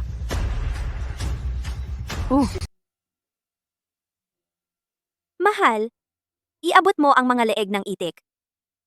Shisi, saan ka pumunta? Mas maayos na ang binti ko. Talagang mas maayos. Dahil sa aking kakayahan, aabutin ng hindi bababa sa 1 taon bago gumaling? Nag-ipon na ba ako ng sapat na kabutihan? Hindi, kulang pa ako sa kabutihan. Baka ang Yusui Pil. Ano ang ginagawa mo rito? nandito ako para kay Ginoong Jiang, para talakayin ang pakikipagsosyo sa iyo. Pakikipagsosyo? Nakalimutan mo ba ang ginawa mo sa akin at kay Xiaotang? Hindi ko kinuha ang buhay ni Jiang Huainan at mo, iyon ay naging mabait na ako. Kaya kong gawing si Song Xiaotang tumayo muli. Seryoso ka ba? Pero may kondisyon ako. Si, Hiwalayan si Song Xiaotang at sumama ka sa akin. ano? Sa'yo? Oo, sa kumpanya ni Jiang Huainan, hawak ko ang kalahati ng mga bahagi. Sa pamamagitan lamang ng pagpapakasal sa akin, ang ating mga interes ay magkakalakip. Saka lamang masisiguro ang kaligtasan ng pamilya Xie.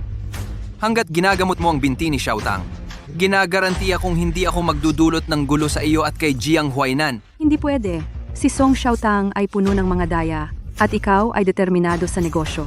Kayo dalawa na magkasama ay nagpaparamdam sa akin ng pagkabahala. Kung gusto mong tumayo si Song Xiaotang, kailangan mo siyang hiwalayan. Ano pang inaantay mo? May itsura at magandang pangangatawan ako. Ang mga humahanga sa akin ay pumila mula dito hanggang France. Mas magaling ako kaysa sa probinsya ng iyon, di ba? Wala ka bang salamin sa bahay? Ang asawa ko ay daang beses na mas magaling kaysa sayo. At ngayon, pangit ka. Ikaw. Hindi ako masyadong matiyaga. Hiwalayan mo siya sa lalong madaling panahon. Kung hindi, magiging naka-wheelchair siya habang buhay. Hindi na kailangan. Xiaotang, bakit ka bumaba? Song Xiaotang, anong pakiramdam na maging lumpo? Mamalimos ka sa akin at papayagan kitang tumayo. Sabi ko hindi na kailangan. Xiaotang, mahalaga ang mga binti mo.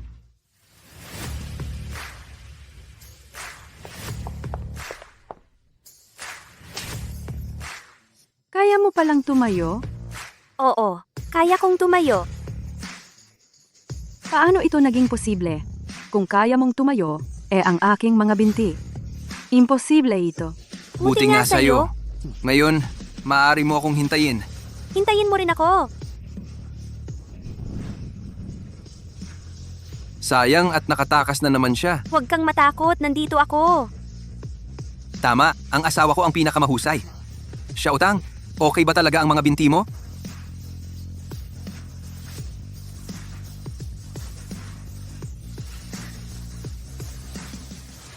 CEC, nasaan ang Jade Marrow Pill? Ako, Ginamit mo ba ang Jade Marrow Pill sa akin? Oh. Nako. anong problema? Si. Ang mahika ni Jiang Huainan ay lubhang mapanganib.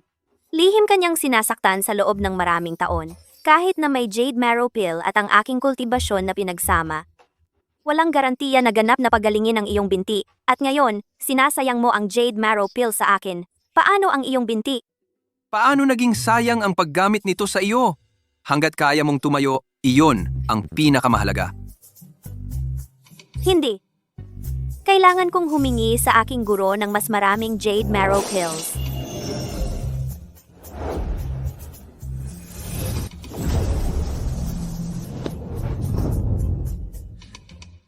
Sino yan? Nagnanakaw lang ng manok. Bakit ang ingay? Guro, ako ito. Ikaw na naman? Hindi ba sinabi ko na huwag kang pumunta sa akin ng ganyan maliban kung importante? Hindi mo ba alam na may bagay na tinatawag na cellphone? Anong problema, guro? Hindi ka ba masaya na makita ako? Masaya? Masaya? Ano ang gusto mo sa iyong guro ngayon? Noong nakaraan, pinaakyat mo si Ginoo upang dalhan ako ng mga Jade Marrow Pills at naubos ko na ang mga ito. Bigyan mo ako ng iba pa. Alam mo ba kung gaano kahalaga ang Jade Marrow Pill? Hindi naman na parang hindi mo alam. Ang bawat palayok ay nagbubunga lamang ng 3 pildoras. Noong nakaraan, pinaubaya ko kay Ginoo na ibigay sa iyo ang buong stock ng templo. Ang bagong batch ay hindi pa handa. Ayos lang. Anyway, matagal na akong hindi nakapunta sa bundok. Sasama ako sa iyo pabalik. Tutulungan kitang bantayan ng pugon. Kapag tapos na ang pagluto, dadalhin ko ito pababa. Hindi na kailangan abalahin si Ginoo para dalhin ito. Tara na. Uy, teka. Anong problema, guro? Hindi ko maaaring hayaang umakyat muli sa bundok ang manggugulo na ito. Kailangan kong humanap ng dahilan para manatili siya rito. Xiaotang, dahil nakahanap ka na ng mapapangasawa, dapat kang manirahan at mabuhay ng maayos. Magbuntis ka. Oo, kapag nagbuntis ka na, ang iyong guro ay magkakaroon ng Jade Marrow na ihahatid sa iyo ng personal bilang regalo sa kasal. Ibigay mo dito. Ano? Ang Jade Marrow Pill. Buntis ako. Ano? Ikaw ay... Ito ang asawa ko. Ay, kumusta po? Punong ehekutibong opisyal. Buntis talaga siya. Ang bilis? Sa iyo?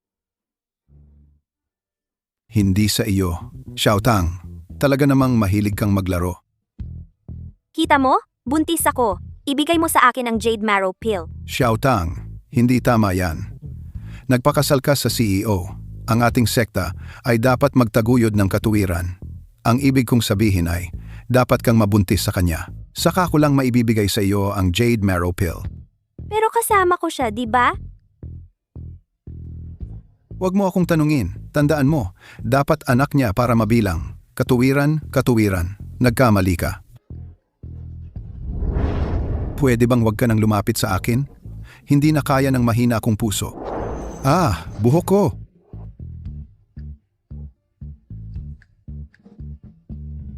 Kailangan akong mabuntis sa iyo para makuha ang pill. Kaya pwede na ba tayo ngayon? Malamang hindi. Kailangan nating maghintay hanggang sa susunod. Gaano katagal hanggang sa susunod? Hindi na kaya ng binti mo ang tagal na yan. Gaano na katagal ngayon? Ano ang gaano na katagal? Ang pagbubuntis.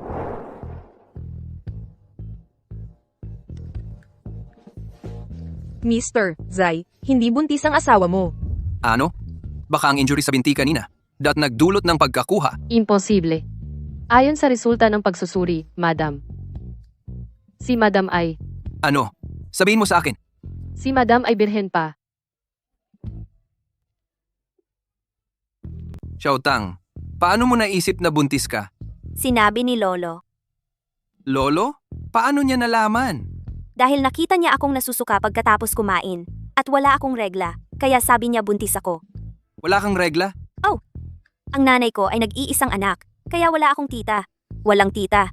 Wala talaga. Naku, alang-alang sa langit. Ano iyon? Maling akala lang. Kaya ibig sabihin, hindi ako buntis? Hindi. Kaya ibig sabihin pwede tayong gawin akong buntis ngayon? Pagkatapos, makukuha natin ang Jade Marrow Pill. Kalimutan mo na. Tigilan mo nang isipin ang Jade Marrow Pill. Madilim na. Matulog ka na. Hindi. Kailangan kong makuha ang Jade Marrow Pill. Gusto kong mabuntis sa'yo. Hindi. Hindi mo to mapipilit. Bakit hindi? Hindi mo ba gusto? Naku, may naghahanap sa akin. Lalabas ako. Oy, Shiesi!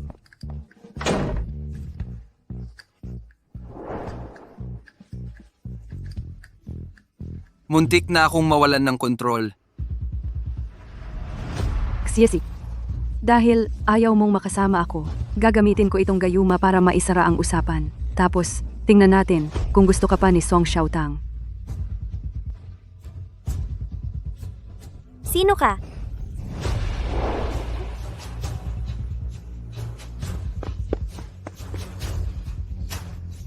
Xiao Tang, anong problema? Ikaw ay Jiang Ying. Sobrang hindi komportable. Xiao Tang, okay ka lang? Ayos ka lang ba? Gusto kong matulog na.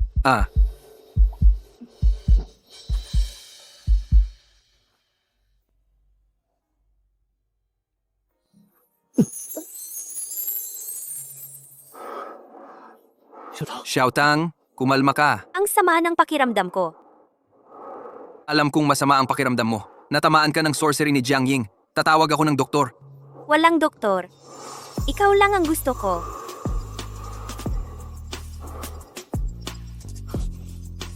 Hindi. Bakit? Hindi mo ba ako gustong halikan? Siyempre gusto ko. Pero hindi sa ganito.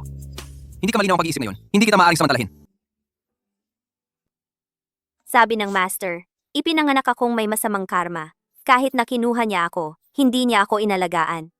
Sabi ng pangalawang kuya, kung gusto mong magkaroon ng magandang karma, huwag mong istorbohin ang iba, kailangan mong kumain mag-isa. Pero ang talagang gusto ko ay may makasama. Kahit mawalan ako ng karma. Nakita ko sa TV na ang mga mag-asawa ay maaaring magkasama magpakailanman. Kaya nang sabihin ng master na bumaba ako ng bundok at mag-asawa, sobrang saya ko. Nakita ko sa TV na ang mga mag-asawa ay maaaring magkasama magpakailanman. Kaya nang sabihin ng master na bumaba ako ng bundok at mag-asawa, sobrang saya ko. Dahil kapag ikinasal, mayroon ng tao na laging makakasama ko. At mula noong una kitang makita, sana ikaw na iyon, Ang pinakagusto ko ngayon ay hindi ang maglinang at kumita ng karma, kundi pakasalan ka, mabuntis, magkaroon ng anak. Kahit na hindi ko talaga alam kung paano, pero gagawin ko.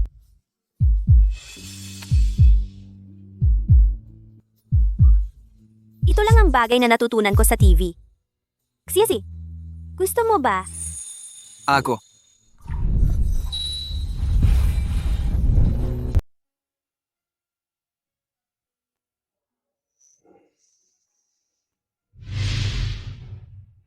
Kakaiba, bakit ang init ng katawan ko? Hindi na ako masyadong gago ngayon. Anong nangyari kagabi? Paano? Magdamag. Ang dami kong kabutihan na nadagdag. Kung may ilan pang gabi, makakamit ko kaya ang ganap na kabutihan? Anong sinasabi mo? Kissing na agad? Anong ginawa natin kagabi? Tayo. Sabihin mo sa akin. Mahalaga ito sa akin. Hindi mo naaalala? Naalala ko pumunta sa likod bahay para hanapin ka. At may nakita akong tao. Tapos wala na akong ibang naaalala. Yung sinabi mo? May sinabi ba ako? Sabihin mo na lang. Pakiusap. Basta. Sa'yo. Gagawin ko lahat. Tayo ay nagkatulugan. Nagkatulugan? Hindi ba't araw-araw tayong magkatulog? Iba ang pagkakataong ito. Pakiramdam ko iba rin. Pero ano ang pinagkaiba? Bakit mo tinatanong? Masama ba pakiramdam mo? Komportable. Sobrang komportable. Pakiramdam ko sa buong buhay ko. Hindi pa ako naging ganito komportable. Wag. Sina? Simula ngayon, araw-araw na tayong magkatulog. Sa ganoon, mabilis kong makakamit ang ganap na kabutihan. Dapat pa rin tayong magpigil. Inihaw na kamote.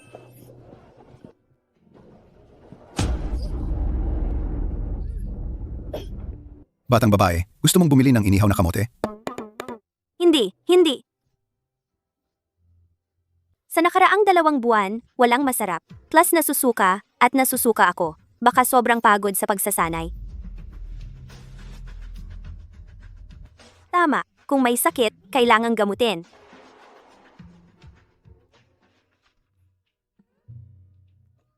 Binabati kita, buntis ka. Talaga? Kay Shisiba? Well, malamang. Ang galing! Kailangan kong sabihin kay Master.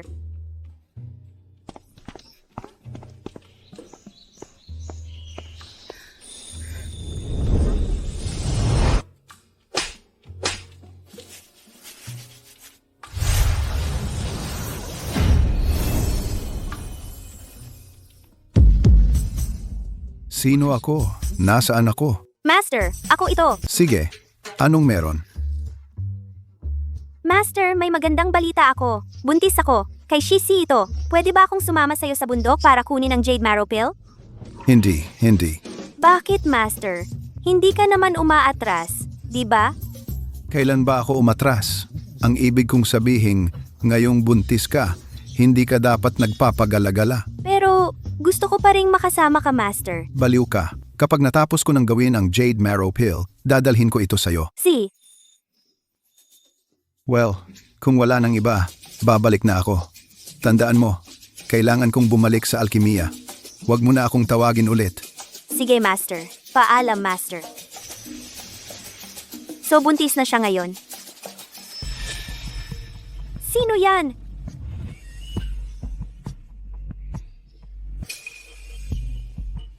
Namali ba ako ng dinig? Kailangan kong umuwi at sabihin kay Shisi na magiging ama na siya. Song Xiaotang, buntis ka na? Swerte mo talaga. Pero hindi ka magtatagal na masaya. Ang Jade Marrow Pill at ang buhay ng anak mo ay akin. Siyasi? Xiaotang, saktong-sakto. Kailangan kitang kausapin. Si ano yun? Ngayong asawa na kita, sabay nating patakbuhin ang She Group. Bala kong ilipat sa'yo ang ilang shares. Kaya, dapat pumunta ka muna sa She Group para makilala mo. Anong ibig mong sabihin? Ibig kong sabihin, simula bukas, sumama ka sa akin sa Xi Group, okay? Ganoon ba kahalaga yon? Oh. Ang pagsali mo sa She Group ay napakahalaga sa akin. Sige, dahil kailangan mo ako, papayag ako.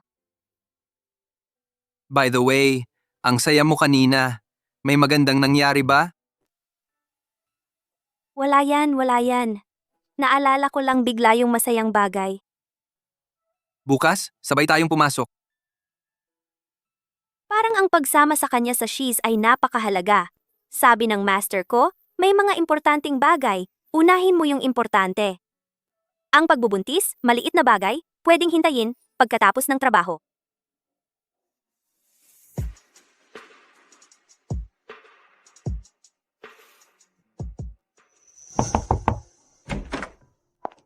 President Zai, ito po ang bidding project documents. Kailangan ninyo pong pirmahan.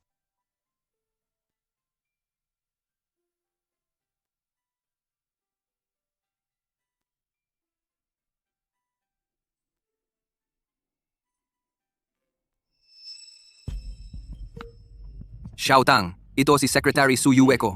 Sa future, kung anong kailangan mo sa kumpanya, sa kanya ka lang magsabi. Kumusta? Kumusta, Ginang? Wala na para sa'yo. Pwede ka nang umalis.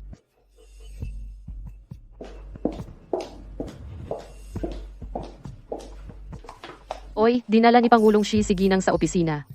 At tumagal sila doon. Ano kaya ginagawa nila? Kailangan pa bang itanong? Hindi ba halata? Si President Xi. Sobrang loving na asawa. Ngayong sumali na si Madam sa kumpanya at nasa tabi ni President Xi, baka hindi na siya magsekretary. At siya na mismo gagawa ng lahat. Mahirap sabihin. Ang mag-asawa, mag-isa sa kwarto, tapos may pumapasok labas na iba. Sobrang awkward nun. Oy, sabihin mo nga, si President Xi, ilalagay ba niya si Madam sa opisina ng Pangulo? Kung ganun, wala na tayong kapayapaan mula ngayon. Akala niya, ang pagpapakasal kay President Zai ay mapapalitan ang posisyong pinaghirapan ko ng mahigit isang dekada. Tingnan mo kung paano ko siya haharapin. Ate, yung signing mamaya sa Wanjong Group, si President Xi ba ang pupunta? Ang mga taga Wanswang Group ay hindi basta-basta. Hindi, inutos ni President Zai na si Madam ay mas makisali sa negosyo ng kumpanya. Sa pagkakataong ito, aayusin natin na si Madam ang pumalit kay President Zai. Ito. Gawin mo ang sinabi ko. Wala akong ideya, yung pinadala ni C Group para pumirma ng kontrata ngayong gabi, anong klaseng kagandahan siya? Kahit ano pa siya, kapag nasa kamay na natin siya, susunod siya, yung mga dilag, para pumirma sa atin, gusto nilang lahat na makipaglaro sa atin. Hahaha. Hindi kami nagpatawag ng waitress. Umalis ka. Hindi ako waitress. Galing ako sa She Group. Pinapunta para pumirma ng kontrata sa inyo. Ano? Iniisip ng Xie Group na mayaman sila at minamaliit tayo. Pinapadala itong maliit na babae para lokohin tayo. Hoy, hindi patas iyan.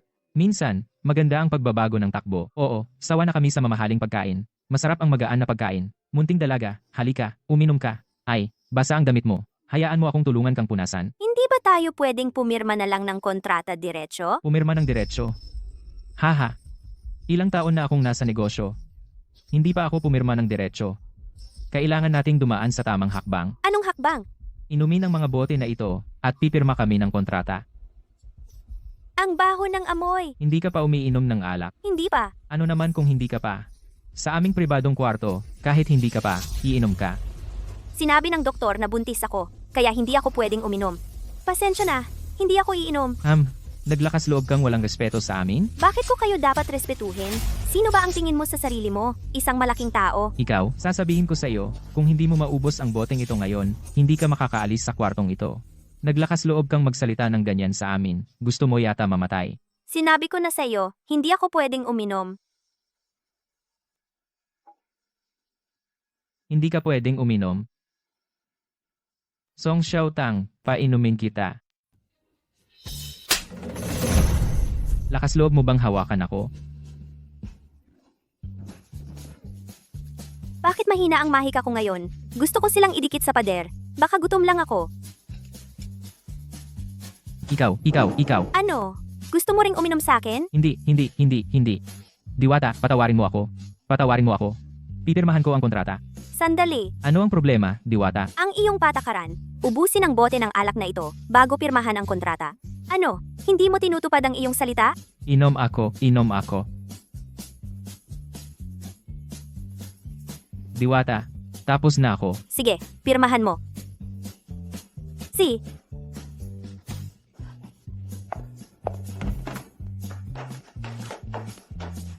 Ginang. Ang Wansong Group ay kilala na mahirap. Paano mo sila napakuha? madali lang. Susunod, ano ang dapat kong gawin? Bakit siya galit? Bakit ako nagtrabaho sa proyektong ito ng 1 taon? At ikaw, Song Xiaotang, natapos mo ito sa 1 araw. Song Xiaotang, hindi pa tayo tapos. Sino ka? Saan ka nanggaling? Huwag mo nang alalahanin kung sino ako. Kailangan mo lang malaman na pareho tayo. Gusto kong patay si Song Xiaotang. Iyon lang. Siya ang asawa ng CEO. Sino ang makakapagpatalsik sa kanya? Kaya ko. O, paano? Sasabihin ko sa iyo ang isang sikreto. Siya ay buntis. Kaya pala si Presidente Zai ay baliw na baliw sa kanya. Kaya dahil sa bata. E ano ngayon? Basta maalis natin ang kanyang anak. Tapos na ang problema. Pagkatapos, si Shishi ay iiwan siya agad. Ano ang dapat kong gawin? Painumin mo lang siya ng potion na ito. Yun lang.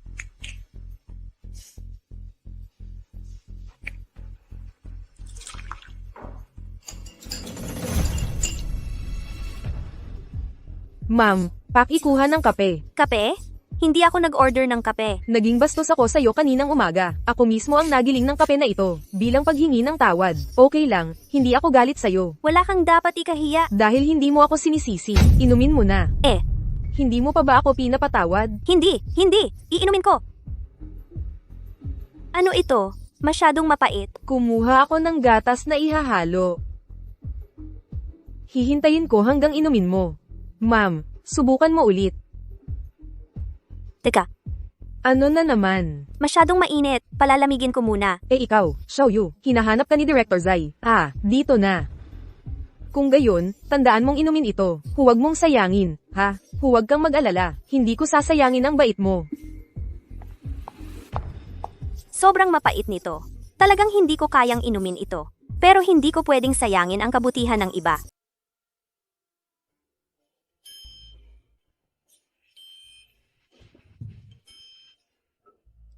Gumagawa siya ng kape na binubuhusan, kaya siguradong mahilig talaga siya sa kape, kaya hindi ito sayang. Ang talino ko talaga. Wala ako rito kanina. Hindi man lang ako nakanod sa kanya na uminom ng kape. HMPH. Mukhang nainom na niya ito. Song Xiaotang, malalagot ka.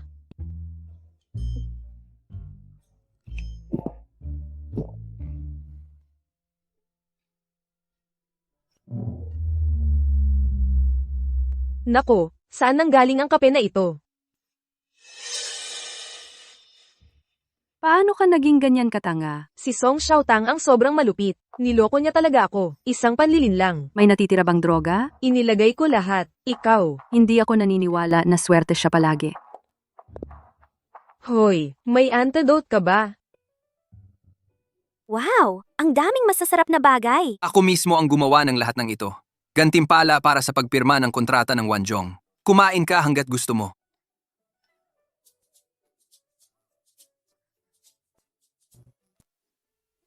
Okay ka lang ba? Ayos lang, ilabas mo lang. Ano bang problema mo kamakailan?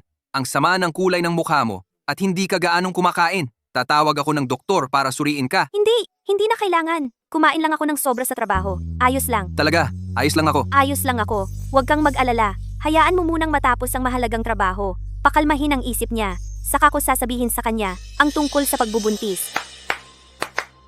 Pansin lahat. Simula ngayong buwan, bawas ng 30% ang sahod ng lahat. Nag-overtime kami araw-araw ngayong buwan, at patuloy na bumubuti ang performance ng grupo. Okay lang kami kahit walang increase. Pero bakit may bawas? Wala akong magagawa. Desisyon iyon ni Mrs. Zai. Song Xiaotang, ikaw ang sisisihin dito. Kapag tinanggihan ka nila lahat, hindi ka magtatagal sa kumpanya. Ano? Si Mrs. Shi pwede niyang gawin ang gusto niya? Kailangan mong ipaglaban kami. Magandang umaga. Ano bang problema nila? Sabi nila, simula nang dumating ka, nawalan sila ng motibasyon. Bakit?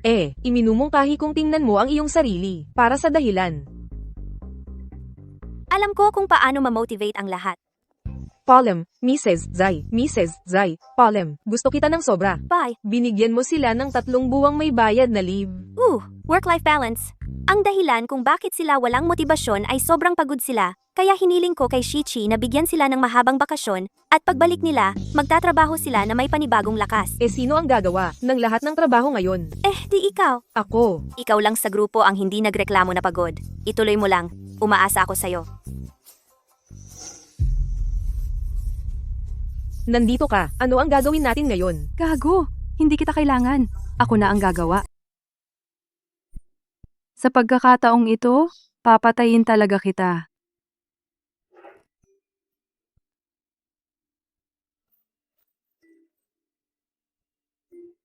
Guro. Uy, Guro, hindi mo ako pinuntahan?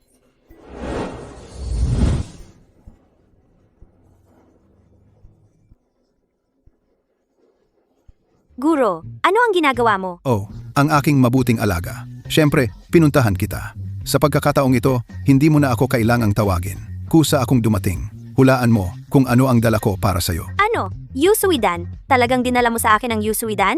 Guro, ang bait mo. Oh, buntis ka na ngayon. Hindi ko naman pwedeng sirain ang pangako, di ba? Mas mabuting matupad ang hiling ng maliit na ito. Noong nakaraan, bumunot siya ng isang bungkos ng buhok ko.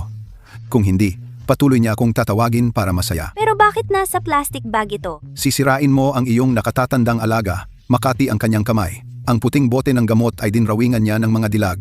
Hindi ko talaga nagawang gamitin. Balak ko sana itong ibenta. Kami mga cultivator, bakit kami mag-aalala sa panlabas na anyo? Ang mahalaga ay ang antas. Salamat, Guro. Siyang ka pala, Guro. Napansin ko na mula nang mabuntis ako, ang aking mahiwagang kapangyarihan ay nagiging mahirap gamitin. Oh. Xiao Tang, ang iyong mahiwagang kapangyarihan ngayon ay may mas mahalagang papel. Ibig mong sabihin, ang pagbubuntis ay kumukonsumo ng kapangyarihan? Siyempre, at higit pa sa isa. Pero ngayon, ang aking birtud ay lubhang nadagdagan. Wala akong kakulangan sa birtud. Guro, ang galing mo! Paano mo nalaman na ang pag-aasawa ay nag-iipon ng birtud? Ang pag-aasawa ay nagtatayo ng kabutihan. Inimbento ko lang yan para mailabas ka, bata, sa bundok. Puro kalokohan lang yun. Kabutihan? Magtipon ng magandang kapalaran. Sino man ang mag-asawa ay magkakaroon ng magandang araw sa hinaharap. Hindi, anyway, magiging isang ina ka na ngayon. Kapag naipanganak mo na ang sanggol, mas tataas pa ang iyong kabutihan. Iyan ang ibig sabihin ng ang isang ina ay nagiging matatag. Oh, naiintindihan ko. Ayan, yun lang. Umalis na ang iyong guro. Paalam, Guro. Xiao Tang, nasaan ka? Pupunta ako para sunduin ka. Nasa baba ako mismo sa opisina. Bilisan mo, ha? Ang guro ni Song Xiaotang ay talagang kahanga-hanga. Nakalulungkot, para iwasan siya. Masyado akong gumamit ng aking mahiwagang kapangyarihan. Wala na akong maraming pagkakataon. Kahit na ipagsapalaran ko ang aking buhay, huhulihin ko kayo ng iyong anak. Pagkatapos, ang She Group ay magiging atin. Para sa kapatid na, Huwainan, kayong lahat, ay patay na. Siya ay mahina na ngayon. Handa akong makipaglaban sa kanya. Kapag ang mga babae ay nagdadalang tao, sila ay nagiging walang silbi. Ang ginagawa lang nila ay kumain ng candy.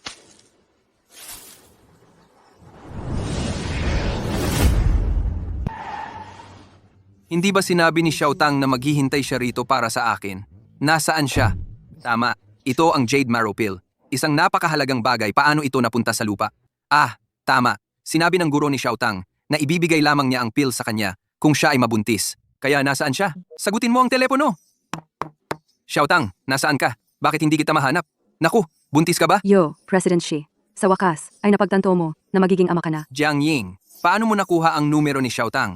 Ano ang ginawa mo kay Xiao Tang? Huwag kang magmadali, President Xi. Kung gusto mong iligtas ang iyong munting asawa at anak, dalhin mo ngayon ang Jade Marrow Pill at hanapin mo ako sa bahay ni Jiang Huainan. Tandaan, mag-isa kang pumunta.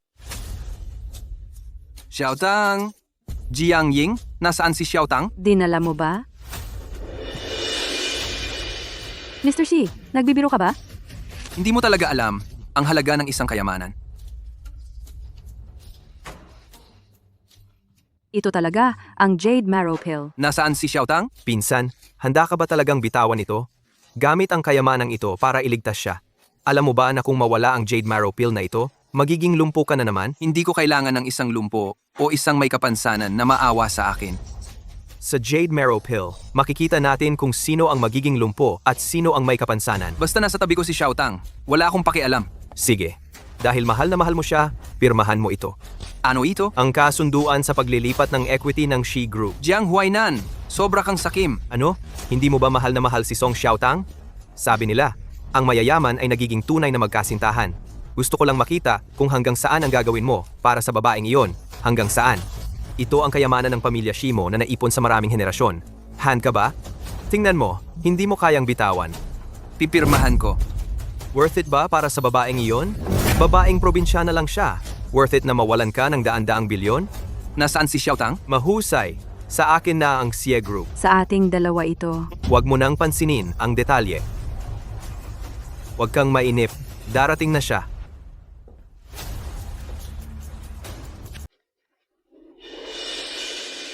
Ikaw pala.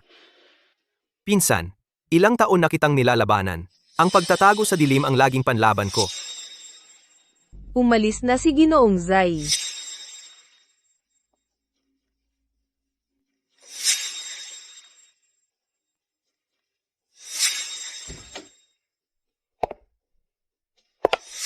Kung hindi, pagkatapos ng lahat ng taong ito, paano ko malalaman ang bawat galaw mo ng lubos? Ibigay mo sa akin si Xiaotang. Xiaotang, okay ka lang ba? Pasensya na. Nahuli ako nila. Basta okay ka lang. Wala iyon. Sila ang masasama. Pero paano ka? Sa totoo lang, itinago ko sa iyo. Buntis ako. Sa iyo ito. Natakot akong mag-alala ka. Kaya hindi kita nasabi. Ngunit habang lumalaki ang sanggol, bumababa ang aking mahika. Ngunit puno na ang aking bertud. Kaya sa tingin ko, okay lang kahit walang mahika. Pero nang walang mahika, nahuli ako nila. Tingnan mo, ang mga buntis ay walang silbi.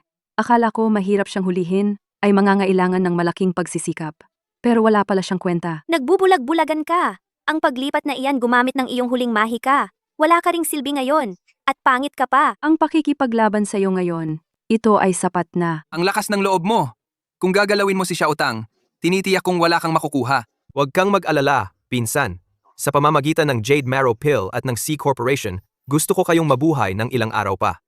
Upang makita ng sarili ninyong mga mata ang kaawa-awa ninyong kinabukasan. Kaya sa iyong kinabukasan, ikaw lang.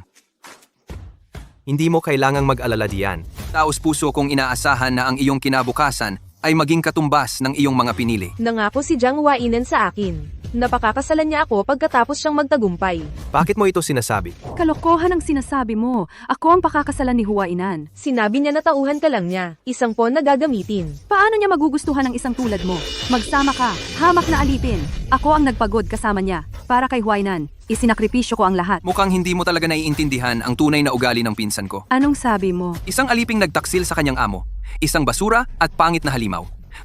Sa tingin mo ba lilitaw ka sa kinabukasan ni Jiang Huainan? Hindi mo ba sinabi ito ang ating magkasamang kinabukasan? Bakit? Hindi ka karapat-dapat. Talagang may pananaw ang pinsan ko. Nakita mo na ang kanilang wakas noon pa man. Nakita ko lang ang totoo mo. Sayang, huli na. Ganun ba? Huwainan, isinakripisyo ko ang lahat para sa'yo. Ang saksak na ito ang utang mo sa akin. Paano nangyari ito? Dapat ako ang nanalo. Ito ang kapalaran ng mga nagtatago sa dilim.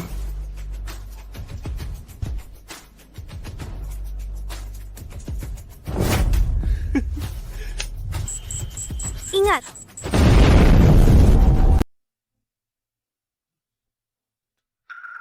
Xiaotang! Xiaotang! Gumising ka! Bakit ka naman ganyan kasira? Wala ka nang natitirang mahika. Bakit mo pa ako sinagipan? Hindi ba ako dapat ang nagproprotekta sa'yo? Guro, napakalakas ninyo. Pakisagip si Xiaotang. Huwag kang mag-alala. Huwag kang mag-alala. Narito ang guro. Amo, ano ba talaga ang nangyari? Hindi mo alam? Akala ko kaya mong magpahula. Kaya pumunta ako para sagipin si Xiaotang. Ah, tama nga. Narito ako para tulungan si Xiaotang. Pero huwag kang mag-alala. Okay lang si Xiaotang. Nakaligtas siya sa malaking pagsabog at okay lang siya. Siyempre, pero ang Zhenling talisman ko ang nasira. Ang aking mahalagang kayamanan. Guro, okay lang ba kayo? Naramdaman ko na may problema ang Zhenling talisman. Kaya espesyal akong pumunta para tingnan. Hindi ko inaasahan na hindi ko na ito makikita ng huling beses. Ibig mong sabihin,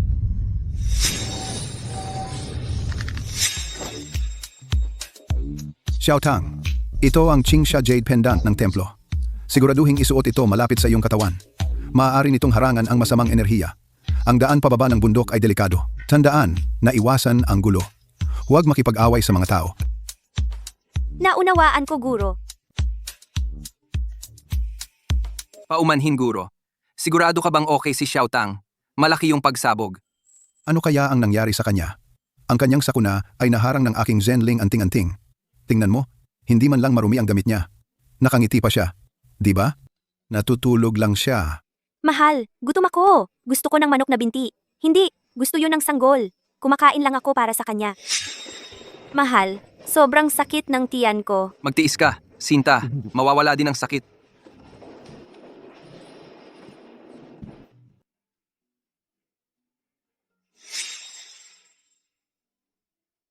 Mahal, gising ka na. Nasaan ang sanggol? Lalaki o babae? Sila ba ay malusog? Nasaan ang sanggol? May nangyari ba? Tingnan mo mismo. Binabati kita, Ginang Sie. Nagkaroon ka ng isang napakalusog na kambal, lalaki at babae. Aalagaan ko kayong lahat mula ngayon. Kayong tatlo. Hindi ko kayo hahayaang makaranas ng hirap. 1. Ako na ito. Hindi daranas ng hirap ang aking mga anak. Ah, tama. Tingnan ko ang kanilang birth chart. Ay naku! Ano ang problema? Ang ating mga anak ay kulang sa element ng birtud sa 5 elemento.